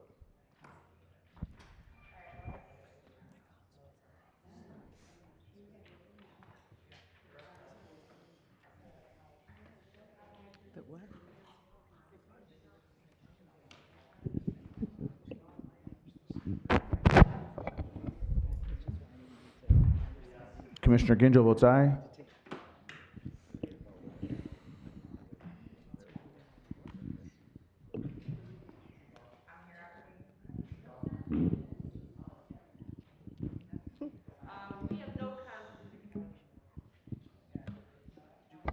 Mr. Chair, you have 21 yeas, 0 nays. A sufficient number voting in the affirmative. The resolution is adopted. I think there's one more item. Commissioner Miller? Yes, the last agenda item is appropriating funds for the U.S. Center for Advanced Manufacturing Hub designation to Automation Alley. Moved by Commissioner Miller, seconded by Commissioner Lubes. Any discussion? Commissioner Long, followed by Commissioner Kokendorfer. Yes, so I am not going to be supporting this tonight. I agree. I think the presentation was very well, but when I start looking up doing some research on the World Economic Forum, I did not like what I read, so I will not be supporting this tonight. Thank you, Commissioner Long. Commissioner Kokendorfer. Thank you, Mr. Chair. I also will not be supporting it tonight. I want to outline the reasons why. I'm a strong supporter of Automation Alley. I think it's done a lot for Oakland County. I also strongly believe that there is this shift happening in manufacturing. It happens every day. I can see it every day in my day job. But I'm concerned the resolution provides almost no details on how the $3 million is going to be spent, and it references an agreement I haven't seen. So I'll be a no. Thank you. Thank you, Commissioner. I'm going to speak to it because I think it's important to put in context of what this actually does. This is a proposal that actually is designed to help uplift and support manufacturing, not just in Michigan, but in this country. And Automation Alley has a tremendous record. And I think to Commissioner Kokendorfer's response, previous comments, there's a lot of transition. We're going from a manufacturing system that involved a huge capital investment that produces a few things to the need to produce lots of things in a changing economy. And what Automation Alley is positioned to do, our contribution with this resolution is being matched dollar for dollar with the Michigan Economic Development Corporation to do exactly that, to work with the manufacturing space with heavy emphasis on the mom and pop manufacturers that the Great Recession of the past took out a whole bunch of them. Great resignation, the challenge of finding staff to be able to operate these things, to be relevant in a moment in time. We've got great examples in which embracing of Industry 4.0 that allows the smaller manufacturing being able to play on the big stage with the big dogs, to be able to produce things, to make things in America. This means creating jobs. This means strengthening the economy. This means robust, nimble ability to move to a changing economy. I think the presentation, I think, laid out a chart, lays out a way that this is going to be used over the next 3 years that would create the U.S. Center for Advanced Manufacturing in America that will help support all of these things. And so with that, I'm working with our economic development team, working with Automation Alley, folks that we have great trust and respect in their ability. I think this is the next step to be able to continue to be able to support the manufacturing space here, to build things in America, to build things here in Oakland County, and in-source jobs and manufacturing that has gone away, to bring it back here in America. So I'm very supportive of this resolution. Any further comment? Commissioner Moss. Thank you. I think I was the first time around at the Board of Commissioners when Automation Alley was just getting started. So I think that's, I've been almost like you, present at the creation, and I support Automation Alley, support emerging sectors. And I do remember when that started. And to the extent that we're doing that, I think this is what's not to like. And all the things that you have described, what's not to like about that either. But what I'm looking at is the policy analysis by the board, saying priority should be given to one-time investments in the following areas, and they have it improving the health of the community, fostering economic workforce development. This is starting to get into social spending and social programs. Now, that's a little bit different than talking about helping small manufacturers get into, whether it's 4.0 or a continuation of the third digital revolution, either way. I just, combined with the lack of specificity in the current resolution, I just find it too wide open that we would be spending stuff that we already have programs for and forget another round of social spending. And I do understand the argument that, well, if we do all the social spending, we'll have a much better workforce and a much better county, and we will have employers can flock here. But this was also the argument that was made by Jennifer Granholm back in her You'll Be Blown Away days before the Great Recession. So it didn't work then. And so given the lack of specificity referred to by Commissioner Kokendorfer and these priority given to these following areas, I'm going to be voting no. If it just said what you say, I'd be for it. Thank you. Thank you, Commissioner Moss. Commissioner Cowell? Thank you, Mr. Chair. I too will be voting no tonight on this resolution. When I looked into the World Economic Forum, I found a lot of very concerning issues with them. They've got a whole agenda, and just to give a quote from Harris Gleckman, senior fellow at the University of Massachusetts, he describes their report as the most comprehensive proposal for redesigning global governance since the formulation of the United Nations during World War II. So I just fear that this, what they call stakeholder capitalism, has more about governing the world via corporations, and government itself would have a very small role. Thank you. Thank you, Commissioner. Any further discussion? See none. Mr. Clerk, please prompt the vote.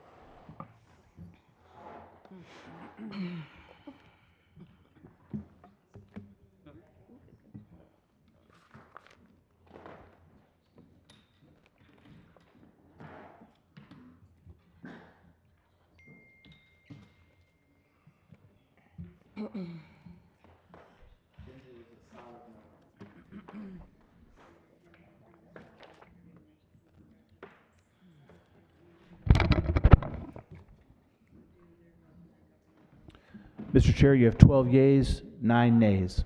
A sufficient number voting in the affirmative, the resolution is adopted. Commissioner Miller. Thank you, Chairman. That concludes my report. Thank you. Excuse me.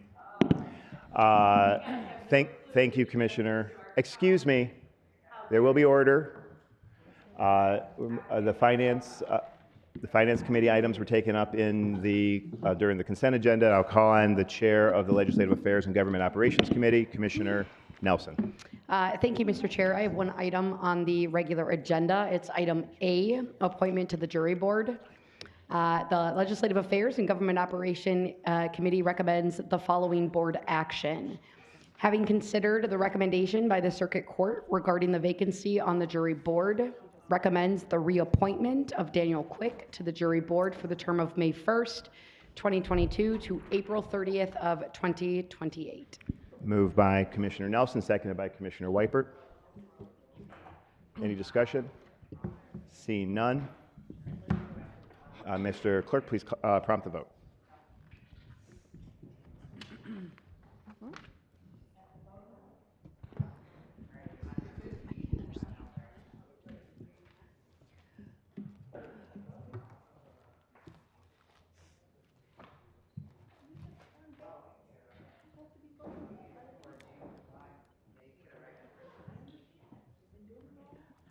That's the third time it's popped up.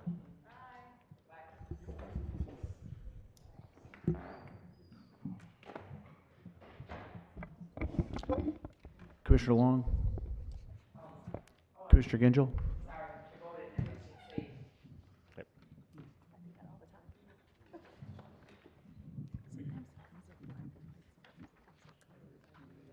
Mr. Chair, you have 21 yeas, 0 nays. Thank you. A sufficient number voting in the affirmative, the resolution is adopted. Commissioner Nelson. That concludes the Legislative Affairs reporting. Thank you. All right. Thank you very much. We've got to move into no reports of special committees, no reports from special order of business, no unfinished business. That brings us to new and miscellaneous business. We have a few resolutions to introduce. First, we'll recognize Commissioner Lubes. Which you don't have to come. You don't have to come up. You can just say it from the seat. Thank you. Yep. I would like to introduce a resolution sponsoring the 2022 Clausen 4th of July Festival and refer it to Finance. Referred without objection. I think Commissioner Joliet has a resolution.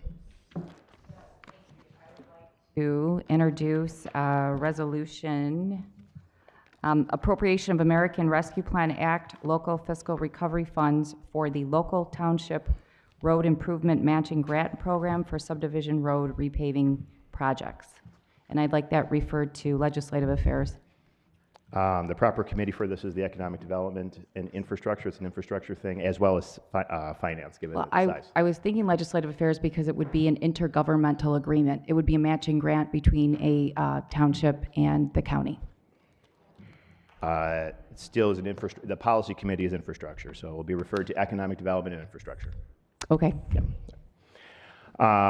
Next up, Commissioner Miller. Thank you, Chair. I'd like to introduce the resolution intent to evaluate options related to Oakland County Road Commission operation referred to Economic Development Infrastructure Committee. Mr. Chairman, I'd like to object to that being sent to committee. Okay. All right. All in favor of referring to committee, say aye. Aye. All opposed, say nay. Nay. The ayes have it. It'll be referred to Economic Development Infrastructure Committee. There's another resolution that a perennial resolution is the declaration of June 3rd, 2022 as National Gun Violence Awareness Day in Oakland County in support of the Wear Orange campaign. And I'll introduce that and refer it to the Legislative Affairs and Government Operations Committee. Any other discussion? Any other item for introduction? I think we're good. Moves us to announcements. Any announcements? Seeing none. Public comment is now open for the second public comment. This is the opportunity for members of the public to come and address us on any item, whether it was on the agenda or not. We ask again that you keep your comments to 3 minutes.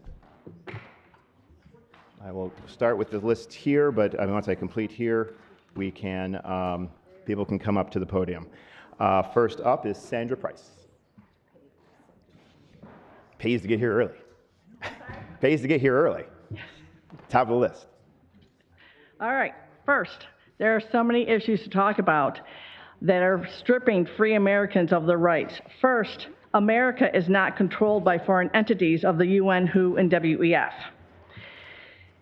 Second, the overgrowth of our sheriffs. My God, we are creating a police state. There's surveillance of our lakes, our waterways, our walk paths, our bike paths, our laptops, our phones. Are you kidding me? Where is the crime? Where's the data that says, oh, there's all this crime everywhere that we have to have trail cameras and we have to be watched every second of our life? That is appalling. We are a free country. We are not under international law. The American people have not voted on this issue. What authority do any of you have to insert this onto us? It's a valid question, and I think it deserves an answer. Second, the fourth revolution of the digital hub that you all want to create in Troy in Oakland County. That is for the world. That is not just for this state. That is not just for this country. That is a digital hub. That is for transhumanism that is not going to be accepted in this country. I am created in the image of God. I am not going to be microchipped by anybody to be controlled. I will not be converted. I am a daughter of Christ and I am going to stay that way. Second, or third rather, public health. I'm an adult. I don't need my government or anybody, CDC, FDA, whoever you want to throw out there. They have no right to my body. I'm going to choose to say my body, my choice. If it's good enough for Democrats and for women to have their abortions, then it's good enough for me to take control of my own body. Second, or third, fourth, whatever, I am not a domestic terrorist or a transhuman. I am a God-fearing 60-year-old grandmother of 4 with nothing more of a parking ticket. I am a patriot under God's sovereignty, under the Constitutional Republic rule and the Declaration of Independence. I will not serve international law or give up my freedoms and my rights that this country worked hard for, that God gave, to support this evil agenda. The whole world is under a spiritual war. And as previously stated, you guys are either going to be part of the awakening and the repenting back to Christ, or you're going to be part of the reset. And the reset means that you are serving Satan. Do you understand what that means? Heaven and hell are for real. Those are the only 2 options mankind has. You're either going to spend eternity in heaven or you're going to spend it in hell. I don't know why that is so hard for Americans to comprehend. Thank you, Ms. Price. Next up is Jerry, followed by Tasha.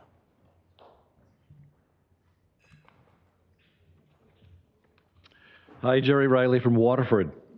My comments come from an article written by Nick Mosdier. It's entitled exactly What is the Great Reset? He says it so eloquently, so I am quoting him.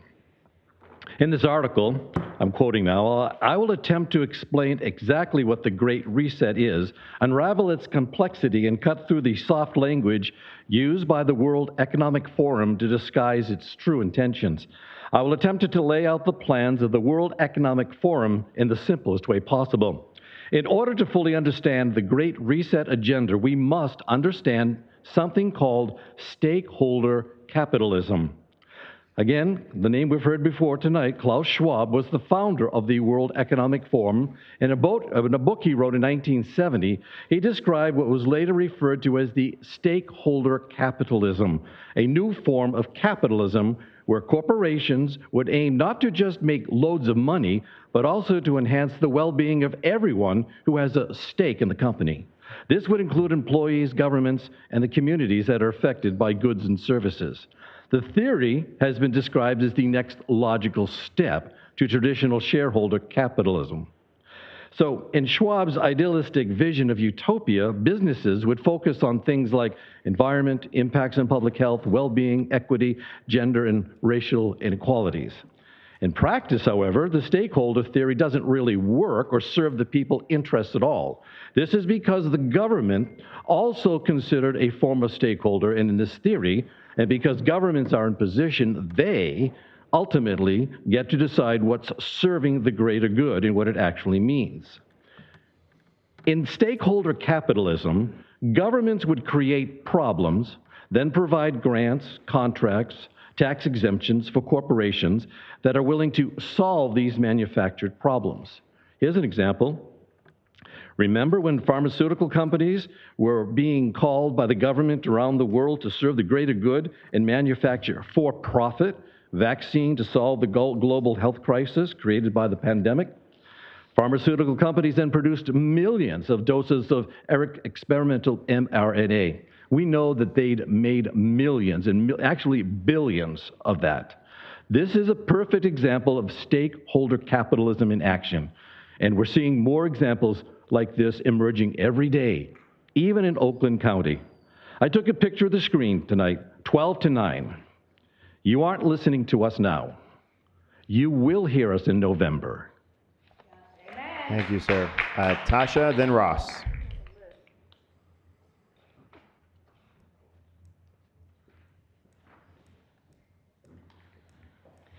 Well, I'm absolutely disgusted by the Board of Commissioners. My comments are actually to the audience. I have a fundraiser coming up. It's a political action committee in Lansing, June 6th.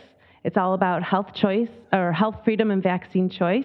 And you will be able to meet some of the candidates, some that are even running for county commission, because you will all be replaced. We've had enough. Thank you, Tasha. Ross.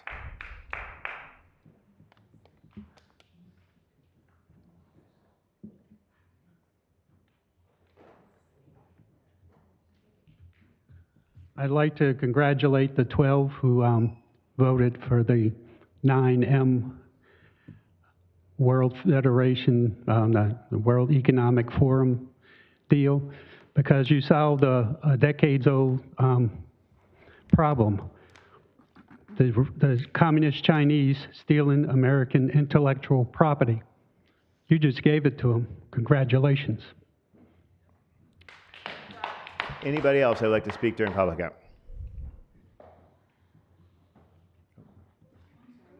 Yes. And then you're next. Welcome, Commissioner. Thank you.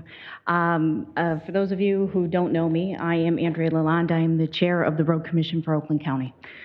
First, I'd like to commend Commissioner Joliet for bringing her resolution. It is something that I stand behind. I think anything that we can do to help the citizens in the Special Assessment District afford to take care of their roads or replace their roads, not entirely on the burden of themselves, I think is important.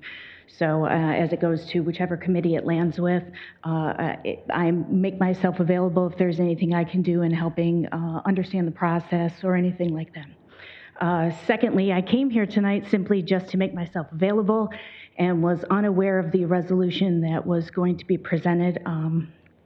If the commission on a whole feels that the road commission for Oakland County needs some sort of oversight review, then I will stand back and support that. However, I would kindly ask that rather than Commissioner Miller be in charge of this, because of an obvious conflict of interest with open negotiations with the Road Commission, Local 324, I ask that somebody else stand in charge of that. Thank you. Thank you very much. Melissa. Hello, Melissa Williams from West Bloomfield. I have an amazing article about the World Economic Forum's plot to murder Detroit.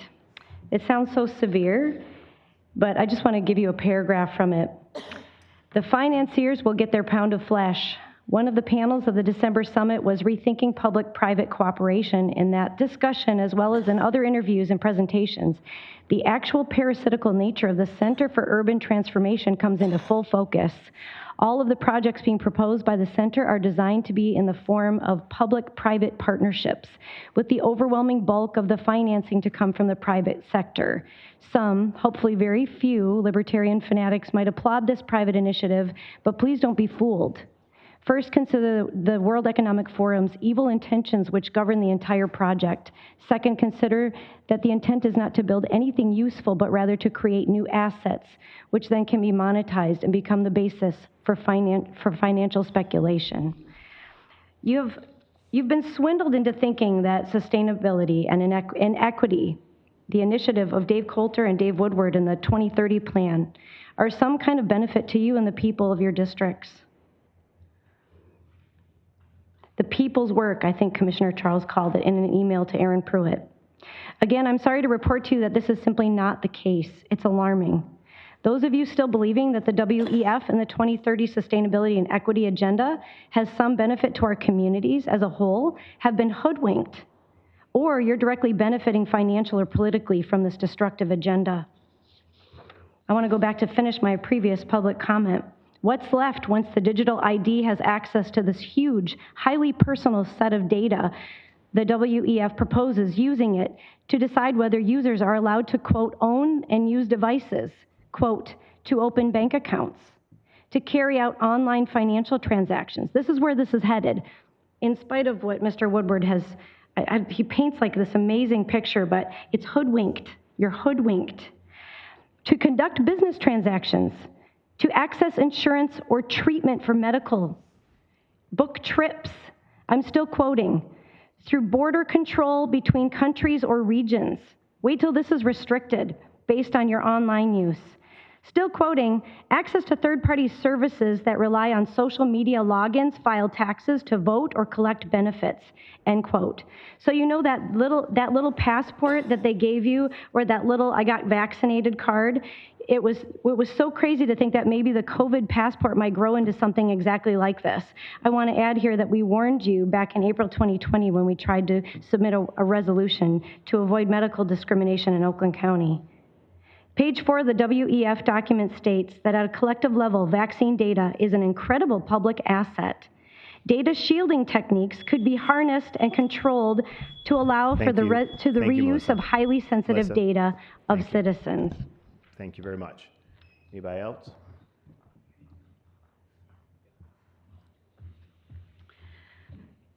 Just as Ms. Williams is saying, it is, you've been hoodwinked. I came up around consumer products. I designed and developed consumer products and took them to market for a lion's share of my career, 30 years. I spent a lot of time, exhaustive amount of times, finding the right manufacturing sources, and I was always committed to using manufacturing, mom and pop shops, as you say, on Michigan soil, because that's what I was committed to. Because I only want to work with other companies that are like-minded. And economically speaking, in order for me not to have to compete on the global stage, in order for me to be successful in Oakland County, it would behoove me to have commissioners that didn't bring in global competition, that maybe had a quota on bringing in X amount of Walmarts and franchises that are trying to compete with little old me. Because in order to make those mom and pop shops thrive and bring in jobs, they need people like me that are committed to working with them. I guarantee you the World Economic Forum has a zero interest in mom and pop or in me. Guaranteed. Because I've seen it firsthand. I've worked with the Michigan Economic Group. I've worked with all of them. And I found the most help with the mom and pop shop who wanted to hold my hand and make sure that I was successful. Because what happens is when you bring in global resources, they only want to dominate and control. Like I was saying earlier, they want dominion. That's what they're after. So you've all been hoodwinked, and it's not going to work. So if you really want to help us out, if you really want to help out people like me and all the other small businesses, why don't you keep out the people that are trying to dominate us? Doesn't that make sense? We want freedom. Right, exactly. Yes. So again, let's pray for this country, and I pray for each and every one of you, because this is a spiritual war, and God always wins. Amen. Thank you very much. Anybody else that would like to?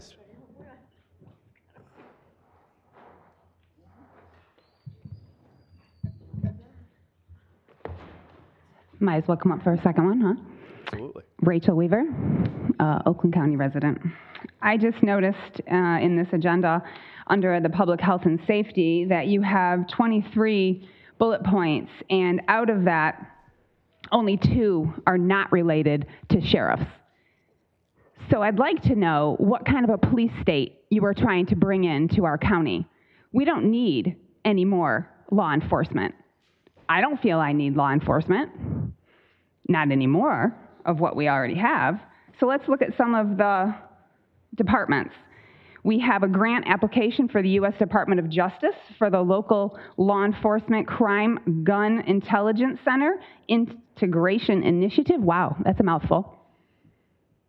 We have a grant application for the state of Michigan for the Automobile Theft Prevention Authority. And we have another one for a high-intensity drug trafficking areas. I mean, it just goes on and on. It's unbelievable how many different agencies we have and how much is wasted.